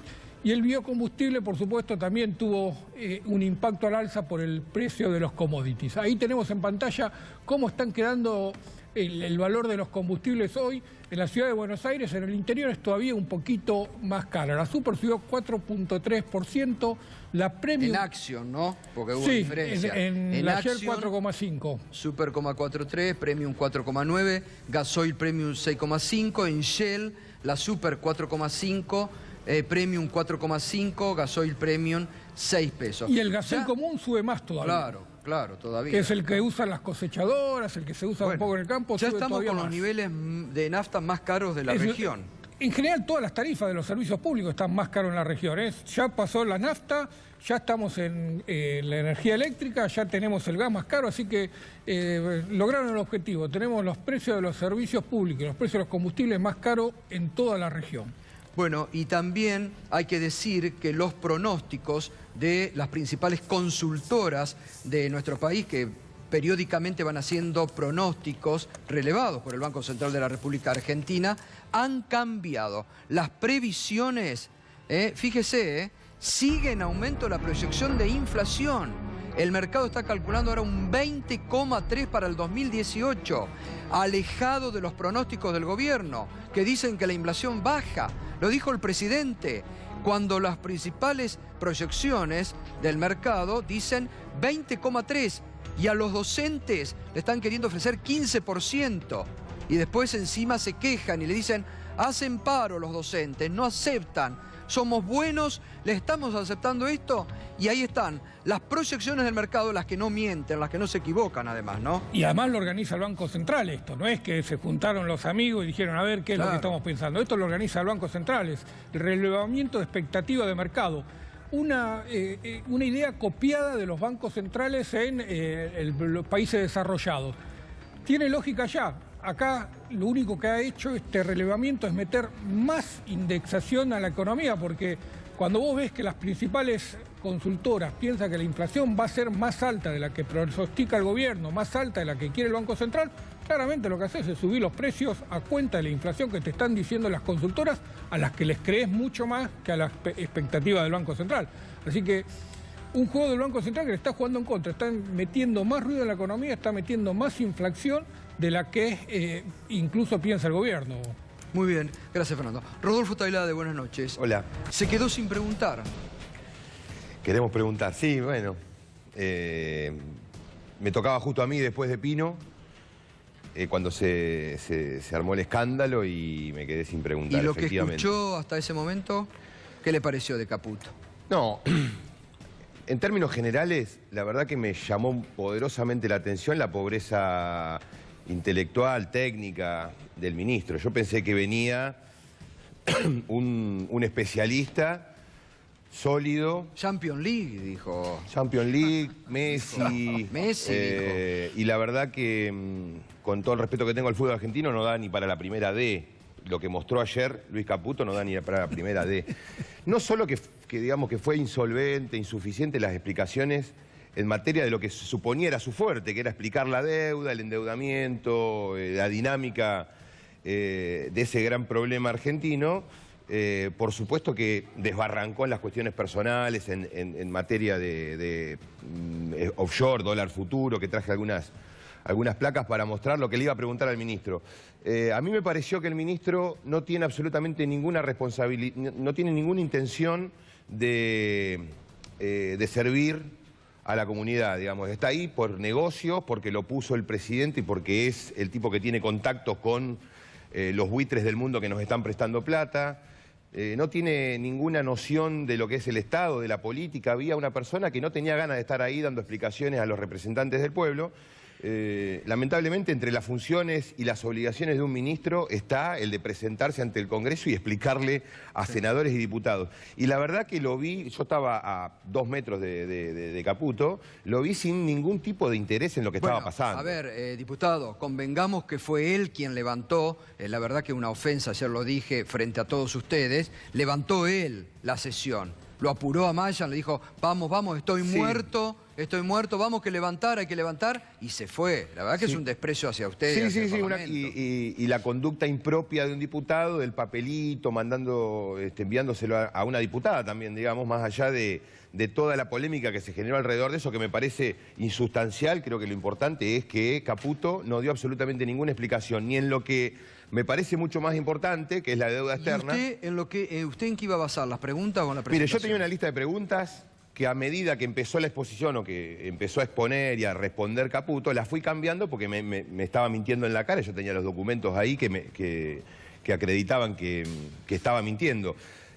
Una de las cosas que le iba a mostrar, yo traje un cuadrito que creo que es bastante explicativo. Él mintió con dólar futuro, porque habló de su tenencia personal de dólar futuro. Lo que está investigándose en la justicia federal es la compra de dólar o el negociado de dólar futuro que hizo su empresa Axis, no Luis Caputo a título personal. Y acá hay un cuadro bastante, si podemos... sí, ahí está. Mire, esto es la tenencia de dólar futuro durante el 2015 que tenía el fondo Axis, que es de Caputo. Caputo renuncia en el mes de diciembre de 2015, que es en esta barra.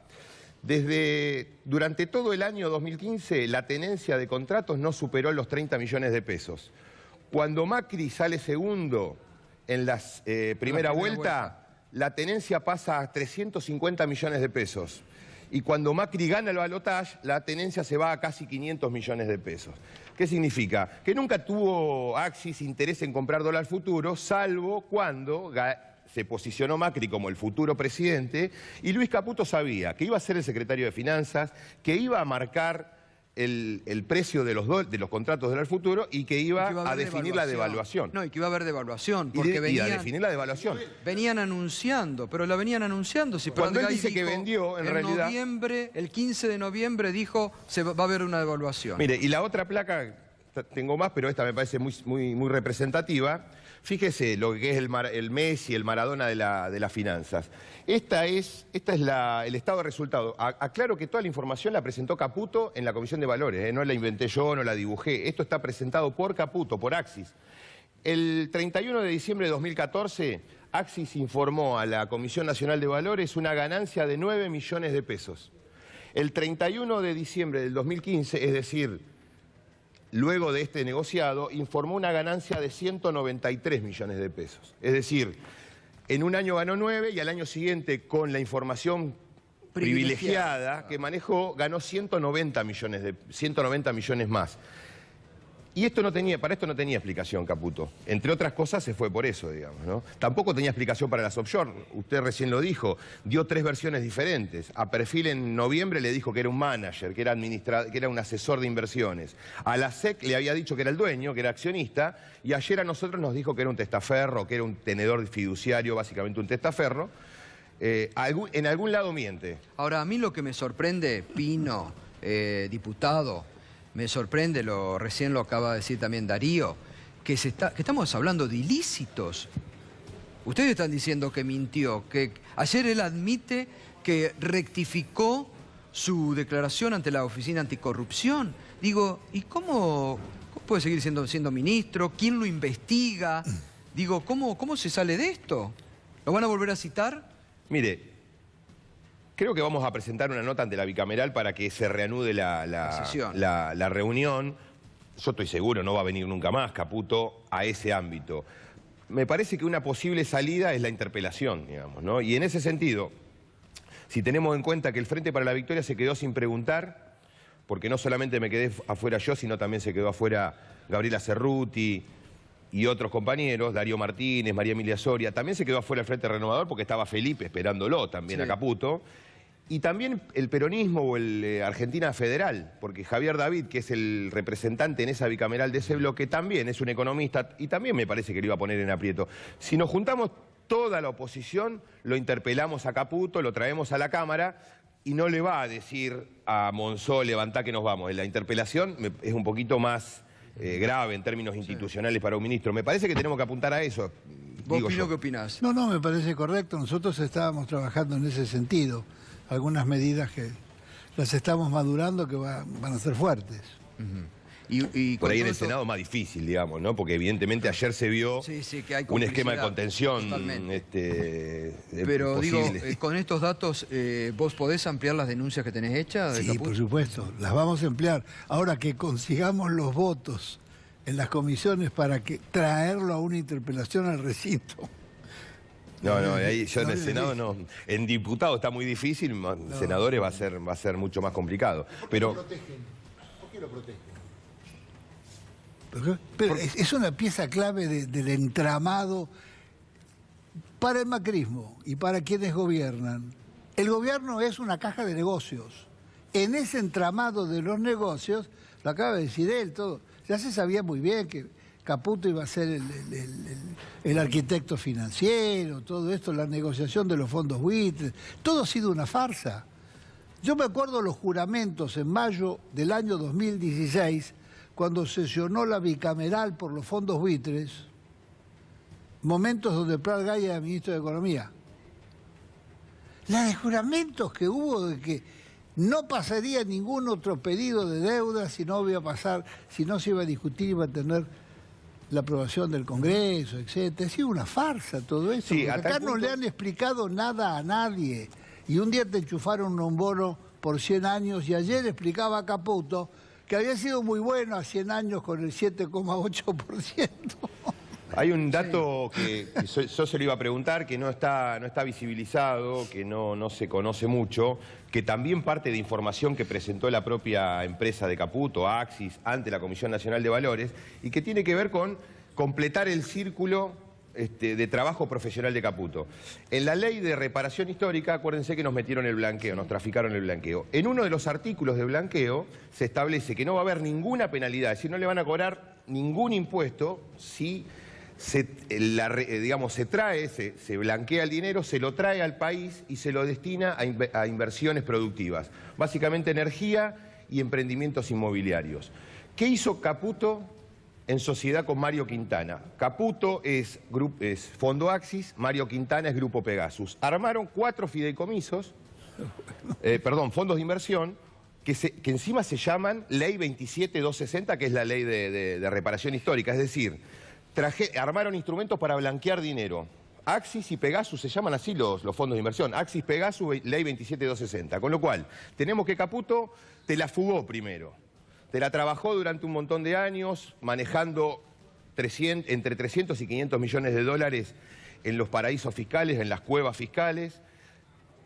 Ayudó a evadir impuestos. Después te hizo sancionar la ley con los cuales esos fondos iban a estar blanqueados. Y no contesto con eso, armó los instrumentos para que sus clientes vuelvan a traer la plata blanqueada. O sea, el círculo perfecto, completado por un profesional. En esto sí es Messi, digamos. En la fuga, en el lavado, en la evasión, es Messi. Para manejar las finanzas de un país, no es ni siquiera el 4 de Riestra, digamos. ¿Alcanza ahora con que revele quién es el verdadero dueño de la empresa detrás? Es que, a ver, mi opinión es que es él el verdadero dueño. Mi opinión es que es él ahora. La sospecha que es él más la familia del presidente, ¿no? Pero vos fíjate esta contradicción. Porque es grave también eso, si fuera un testaferro. Por supuesto. Es gravísimo. Pero no lo ¿Testaferro exime. de quién es? ¿El ministro de Finanzas de la Argentina? El ministro de Finanzas de la Argentina, testaferro de quién en fondos offshore. Es gravísimo. Bueno, yo hoy lo escuché a Ricardo Nissen. De donde se lo mire es grave, de donde se lo mire es grave. Gustavo, hoy Ricardo Nissen en la radio, no lo alcancé a escuchar en el programa, pero en la radio planteó que si era ese tenedor fiduciario, igual tenía que declararlo. Sí. Tenía que consignarlo en su declaración jurada. Ahora, situémonos en lo siguiente. Caputo dice que él no era el verdadero dueño. Vamos a poner la palabra testaferro para que la gente entienda. Él era un testaferro del verdadero dueño. Y después dice que el verdadero dueño la declaró. Lo que no dice es cuándo la declaró. Si la tenía declarada en el momento en que él era el testaferro, con lo cual no tiene ningún sentido que sea un testaferro porque la tenía declarada, con lo cual... O la declaró después. Si la declaró después es porque entró al blanqueo promovido por el propio Caputo desde su Ministerio de Finanzas. Con lo cual, en cualquiera de las dos situaciones, él estaba obligado a informar porque en este caso, ante la Comisión de Valores de Estados Unidos, él aparece como propietario. Después, en todo caso, porque esto lo conocen los contadores, yo voy a la AFIP y discuto. Yo lo tengo que anotar. Después discuto si pago o no impuestos. Porque voy a decir, no, mirá, tengo este documento, este contradocumento, en realidad no es mío, es de un... No sé, lo tiene que discutir. Ahora, no puede decir que es dueño de acciones o de sociedades en Estados Unidos y acá venir a hacerse el tonto, decir, no, es de un testaferro. Que además, esa condición de testaferro se instrumenta en un papel privado. Es decir, lo pudo haber hecho ayer a la mañana, lo puede hacer dentro de 3 días, lo pudo haber hecho hace un mes... en la más absoluta opacidad, digamos, no tiene absolutamente ningún control. Es un documento privado que lo podés fraguar en cualquier momento. Yo me pregunto algo, ¿no? La AFIP que está buscando con Abada a la cabeza antes de irse y ahora con la nueva administración, desesperadamente la quiebra de este grupo, ¿no? La quiebra de este grupo y que se cierre este canal, que debería poner a toda la dirigencia también en alerta. Digo, ¿no se preocupa esa AFIP, que además no ha aceptado que se le pague? Porque se le presentaron planes y ningún plan lo aceptó, porque buscan junto al gobierno la quiebra de este grupo y el cierre de este canal, está clarísimo. Pero Gustavo, ¿cómo? ¿No piden todas estas irregularidades? ¿No piden a Caputo a ver dónde tienen la tenencia, qué tienen? ¿Cómo? ¿No le pide la AFIP? ¿Cómo va a pedir la AFIP lo que usted está planteando si entre Cuccioli, el actual titular de la AFIP, y Caputo se disputa en el centro el número 1 de los lavadores, de los fugadores? Cuccioli es lo mismo que Caputo. De hecho, creo que Caputo lo impulsó a ser titular de AFIP. Cuccioli es otro gran atorrante que tiene cuentas afuera, tiene plata afuera, vino a hacer daño nada más. Hay para hablar largo de Cuccioli, no nos va a alcanzar el programa, pero de ninguna manera va a hacer eso. Como tampoco, por ejemplo, Gustavo, ya que estoy... Y discúlpeme que cierro, otro ejemplo de lo que es el gobierno argentino. El responsable de la lucha contra el lavado de dinero se llama Mariano Federici, que es un desequilibrado actualmente, anda amenazando gente por Comodoro Pi, se ocupa solamente de perseguir a opositores. Es el responsable de la lucha contra el lavado y tiene 1.700.000 pesos en Curazao, que es una isla... que pasó Vito Corleone y se fue rajando porque dijo está lleno de mafiosos esto. Curazao, que es el reino de los gángsters, ahí lava plata el cartel de Cali. Bueno, el señor de la lucha contra el lavado tiene 1.700.000 pesos en esa isla. Una vergüenza. ¿No era de un banco investigado? Mariano Federici viene del fondo, no, Mariano Federici viene de las entrañas del mal, del Fondo Monetario Internacional. Sí, por supuesto, es amigo de todos los bancos. Claro, pero la segunda es la que tiene, la segunda es del HSBC, que estaba denunciada por lavado. Así que olvídese, Gustavo. No, lo grave de esto además es que desde en otro, digamos, canal de la competencia de hoy, un periodista está anunciando que le van a cerrar, que el gobierno está, así lo dijo, está operando en la justicia para ya rápidamente cerrarle las causas a Caputo y que la gravedad más grande, que la Oficina Anticorrupción, en la cual tienen una militante fervorosa de Cambiemos, ya le prometió que le va a cerrar la investigación. Pero si ayer dijo él que había rectificado... Esto lo hace un ratito, lo estuve escuchando antes de venir acá. Aclaremos esto. La Oficina Anticorrupción, eso es todo otro humo del gobierno. Exacto. La Oficina Anticorrupción no puede cerrar nada. no es parte de nada. Ellos pueden acusar, pedir. Lo que resuelven son los jueces de la Constitución. Está bien, la oficina de corrupción no existe. Bien dice el diputado Tailade, apretó el instrumento jueces. es el apriete. Pero Apretó jueces, Laura Alonso. Públicamente apretó al juez Casanelo. Lo que te puedo decir es que Mauricio Macri pidió y está enojado que le cierren todas las causas. Sí, que le cierren, no, aparte lo dice un periodista pero me llama la atención, como si fuera normal informar que el gobierno está operando, como muy contento, está operando para rápidamente cerrar todo esto. Lo que tendrían que haber hecho si querían cerrar las causas es haberlo entrenado bien y que no se declarara encima ayer en la comisión, porque lo que dijo con respecto a su condición de testaferro, acreditó una serie de mentiras, digamos, que me parece que eso va a alimentar la causa. ¿no? A presentar todo lo que van a presentar. Mañana presentamos. Lo que no está cerrado, discúlpame, Gustavo, lo que no está cerrado, es decir, el bono de 100 años es una investigación que puede estar cerrada. Ahora, me parece que lo que no está cerrado es que el bono de 100 años, entre otros compradores, fue la empresa del propio Caputo, Noctua, digamos. Noctua. Y eso fue denunciado, fue ampliado. Eso sí fue acumulada a la causa de Rívolo, porque efectivamente se investiga la titularidad de Noctua. Eso sigue. Pero no van a cerrarla fácil, ¿eh? No creo. Son muchos frentes. Sería realmente ya para el Poder Judicial y para los jueces bochornoso, un acto de impunidad mayúsculo con todos los elementos que ha dejado ayer sobre la mesa, ¿no? Hay un delito sería un acto bochornoso. Gato, y delito infraganti, la omisión maliciosa, que es un delito menor, pero ya es un delito. Punto. A partir de eso, podés abrir la caja de Pandora. Liliana, ¿qué están preparando con el tema tarifas? No, el tema tarifas, bueno, la verdad que cada vez que vengo acá, desde todo este tiempo, estamos siempre hablando lo mismo. La transferencia de recursos que hacen desde las grandes empresas, desde la gente, del usuario a las grandes empresas. Y cómo piensan ellos, este gobierno, cómo vino a ajustar y a dejar a la gente... el mercado regule todo, porque acá con las naftas lo anunció recién, es el mercado, con las tarifas es el mercado, la gente está librada al mercado y ellos lo único que le ofrecen al usuario es pagar en cuotas, es peloteársela para adelante. Entonces la gente llega, este año sucedió porque lo hicieron con total malicia durante la campaña, para que a la gente no le llegara el tarifazo del gas, le pasaron el pago diferido, famoso pago diferido.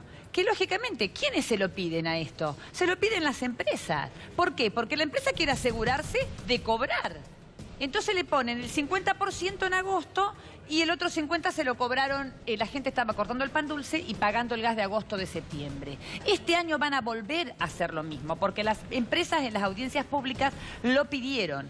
Nosotros vamos a volver a insistir y ahora con la oposición vamos a tratar de buscar en el Congreso alguna forma de aunar para que puedan salir los proyectos que hemos presentado, que ha presentado la oposición, que en estos 2 años venimos peleando porque nunca tenemos quórum para tratarlos, que tienen que ver. Hay muchos de ellos presentados, Gustavo. Hay sobre que nosotros le hemos toda la campaña batallado, diciéndole que no pueden aumentar los salarios más que la... Claro. Pues fíjate, 15% con éxito algunas paritarias, 15%. Y ellos aumentan el 40, el 70, el 80. ¿Pero pueden promover cautelares, por ejemplo? Sí, estamos estudiando el tema de promover cautelares. ¿Por qué? Porque... la Corte, cuando hizo su fallo histórico en 2016, la Corte habló de razonabilidad, y de que no pueden dejar libradas las tarifas al mercado. Bueno, acá están libradas al mercado. Totalmente. Están dolarizadas. Además, acá hemos tenido ejemplos estos días angustiantes. Jubilados que tienen 6.000 y cobran 5.000 y funcionarios que le dicen que no tomen una cerveza. Una cerveza, bochornosa. ¿Qué ellos creen ahora con este aumento de las naftas? ¿Que llegan en alfombra voladora las cosas a los supermercados? Va a ser todo trasladado a precios. Mira, cuando vos anunciaste que yo estaba acá, una persona que tiene un almacén me mandó su factura de luz. 8.000 pesos. 8.000 pesos. Y me dice, ¿dónde lo voy a poner yo esto? ¿Dónde lo voy a trasladar? Estábamos hablando y un informe de que un hipermercado está presentándole al Ministerio de Trabajo ya un plan de crisis. Carrefour, exactamente. Estamos hablando de la empresa Carrefour. Exacto, porque dice que tiene 3 años de pérdida. Ellos pretenden que la gente no consuma, no gaste. Aranguren dice, no, tienen que gastar menos. Entonces te ponen topes en la tarifa social. La gente que tiene tarifas... ¿A quién se le ocurre que en el invierno crudo del interior de la provincia de Buenos Aires o de Mendoza alguien puede gastar 170 metros cúbicos de gas? Nadie. Ese es el tope para la tarifa social. Entonces, quien gasta más de 670 tiene que pagar la tarifa como la paga usted, Pino, o como la pago yo. Y Pino sabe de esto porque los dos juntos hemos batallado con esto. Lo de las tarifas es una estafa monumental. Claro. Cuando se discutió el primer tarifazo de gas allá en 2016. abril 16, finalmente se terminó en el mecanismo de la audiencia pública. Sí. Farsa monumental. Sí, no sirvieron para nada. 300 expositores de 5 minutos cada uno. A ninguno se le contestó nada. Y el titular al día siguiente es que se había cumplido con la Constitución. El tema era cumplir, no cambiar. El tema fue cumplir, ahora, claro. Mira, YPF es el primer productor de gas del país. Produce casi el 50% del gas. En los informes que presenta, en los balances que presenta ante la SEC, fija el valor del gas de 1,90 a $2 el millón de BTU. No 5, ni 6, ni 7,5. Es una estafa monumental. El precio del barril del petróleo, el costo, es entre 13 y 15 dólares. Entre 13 y 15 dólares. Sí, una estafa. No es petróleo de importación. Ahora, van a caballo de la desinformación de la población, de hacer de esto un problema técnico enredado. Exacto. Pero fíjense en que estamos pagando nosotros el gas más caro del mundo. Sí. Del mundo, no hay otra. En América, superior a la tarifa de toda América, desde Alaska hasta Tierra del Fuego. Bueno, por eso, cuando ellos se plantean estas comparaciones que te dicen, son dos pizzas, con ese desprecio, con ese desprecio por el clase media que... Ahora, me parece, Liliana, bueno lo que ustedes están promoviendo. Digo, hay que volver al fallo de la Corte, hay que hablar de la razonabilidad. No hay razonabilidad acá. Ninguna. No hay razonabilidad. Porque es como dice Pino, constantemente se habló y se tituló en todos los medios el tema de que se paró por la audiencia pública. Pero el fallo de la Corte es histórico porque les plantea que no dejen liberado al mercado las tarifas. Y están liberadas al mercado. Totalmente. Totalmente. Agrego dos cosas. Cuando Marcos Peña dice y justifica, y también el presidente, que estamos llevando el precio de la energía al precio internacional porque estábamos muy retrasados, es una mentira monumental. Habría que procesarlo por engañar a la opinión pública. Acá se produce la energía, no es de importación. Exacto. Y el costo interno no es el costo del extranjero. Y además, esto de que es un commodity, la estafa del commodity es que los salarios del país que los produce no está equiparado a los salarios de Tokio, Londres, Nueva York, París. Está clarísimo. No, por eso, hay que insistir, nosotros vamos a volver a insistir con esta situación porque hay, digamos, una desproporcionalidad, en casos que hay una desproporcionalidad muy grande. La gente no lo va a poder pagar ni que ellos le planteen esta mentira de llevarle a que la paguen en verano. En Pergamino están declarando la emergencia comercial. Y otro, Pergamino. bueno, este es el tema. Además de las emergencias tarifarias. ¿Sabes cuánto le aumentó el gas a los comercios? No, el 35, 55, y eso no lo anunció nadie. Bueno, y 15% ustedes docentes tienen que pagar gas, luz, agua, alquiler, 15%, y la gobernadora hoy está molesta porque no los entiende a ustedes. La molesta porque nosotros decimos cosas que le incomodan, porque decimos estas cosas, que los docentes ya no tenemos que explicar demasiado, que con ese 15% en 3 cuotas, la verdad no podemos ni pasar por un peaje, ni ir a cargar nafta, ni pagar el aumento de la luz y el gas, y entonces eso incomoda. Como le incomoda también a la gobernadora cuando denunciamos que hay muchos chicos que no tienen clases o se tienen que rotar porque todavía no terminaron de construir las aulas necesarias. Incomoda nuestro discurso cuando decimos que con 15 pesos por alumno, la verdad, la comida no es que no alcanza, ni siquiera es nutritiva, ni siquiera puede llegar a la cantidad de los niños que lo necesitan. Nuestro discurso es un discurso que le incomoda a la señora Vidal y entonces inclusive utiliza la mentira, porque aparte ha dicho en el día de ayer, en el monólogo que expresó después de la paritaria docente, porque la verdad no fue una conferencia de prensa. Lo mismo hacen en la paritaria, hablan, se levantan y se van. Expresó cosas tales como que el salario promedio de un docente era de 23.000, 24.000, iba a pasar a ser de 29.000. Es mentira, o la asesoran mal, o la verdad está mintiéndole a la población. Un docente que recién comienza, sin antigüedad, tiene un salario de 12.500 pesos. Pero el maestro o la maestra que tiene la mayor antigüedad no llega a los 18.000 pesos. ¿Dónde está el salario promedio de 23.000? Es más, cuando se lo planteamos en la mesa paritaria no tienen respuesta con esto, porque a nosotros no nos pueden mentir. Entonces volvemos a esto. ¿Quieren discutir ausentismo? Nosotros queremos discutirlo, pero no en términos de un presentismo que no corresponde a un aumento salarial, porque aparte no lo cobraría ni siquiera los jubilados. ¿Quieren discutir formación docente? Lo último nos propusieron gratificaré con 3.000 pesos para el año que viene a los docentes que fuera de su horario de trabajo puedan hacer 150 horas de estudio. Una barbaridad, porque encima es por persona. Nosotros queremos discutir un aumento salarial. El salario es de carácter universal y alimentario. Y estamos hablando de estos salarios. Totalmente. Yo cuando escuchaba cifras que ustedes decían, pensaba cómo vuelve uno a la escuela y le explica a los compañeros de vuelta. Creo que la mejor respuesta fue la que hoy dimos en la calle, ¿no?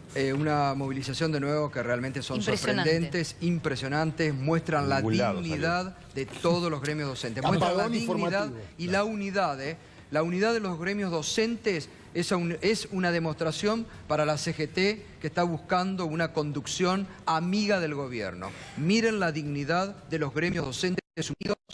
Los están tratando de quebrar con realmente operaciones bochornosas, mentirosas, gente digna que uno los conoce desde hace años. Todos los días le meten una mentira, ni así los han podido dividir y hay que luchar por la dignidad de la educación pública todos los días. La verdad que aprendan los dirigentes de la CGT que en este tema realmente ni opinan. Es bochornoso lo de la CGT. Ni opinan de los docentes. Inclusive algo más, ¿no? En esta plaza pudimos ampliar esa unidad, que creo que es lo que más molesta, porque la plaza expresó no solamente el Frente Unidad Docente Bonaerense, sino con el resto de los estatales. Conjuntamente marchamos y hoy paramos dando respuesta a esta imposición del techo del 15%, junto con los judiciales, junto con SICOP, la salud, y junto con los trabajadores estatales nucleados en ATE. Bueno, muchas gracias. Mañana paro, ¿no? No, el paro fue hoy de 24 horas con la movilización, mañana en la escuela trabajando y discutiendo. Gracias, Liliana. Rodolfo, gracias, diputado. Gracias. Y Pino, como siempre, muchas gracias. Ya volvemos con Darío y con Fernando, terminamos los últimos temas. Pausa y volvemos. Bueno, llegamos a nuestro fin en este minuto 1, la realidad ampliada. Realmente un programa hoy donde te enteraste todo sobre las offshore, sobre cómo miente el gobierno con las offshore, con los especialistas, con los senadores, con los diputados que ayer estuvieron y con lo que va quedando. Realmente preocupante la situación del ministro de Finanzas, Luis Caputo, que habló ayer de que rectificó ante la Oficina Anticorrupción. Realmente su declaración jurada es muy preocupante. Seguramente los fiscales de esta república que están tan realmente preocupados por hacer justicia y los jueces van a tener mucho trabajo después de todo el material que les ha dejado tras su paso por el Congreso. Y cómo ha ido cambiando, ¿no? Cómo ha ido cambiando en su caracterización de no tener a ser ahora esta figura del fiduciario que, bueno, prácticamente es inexistente.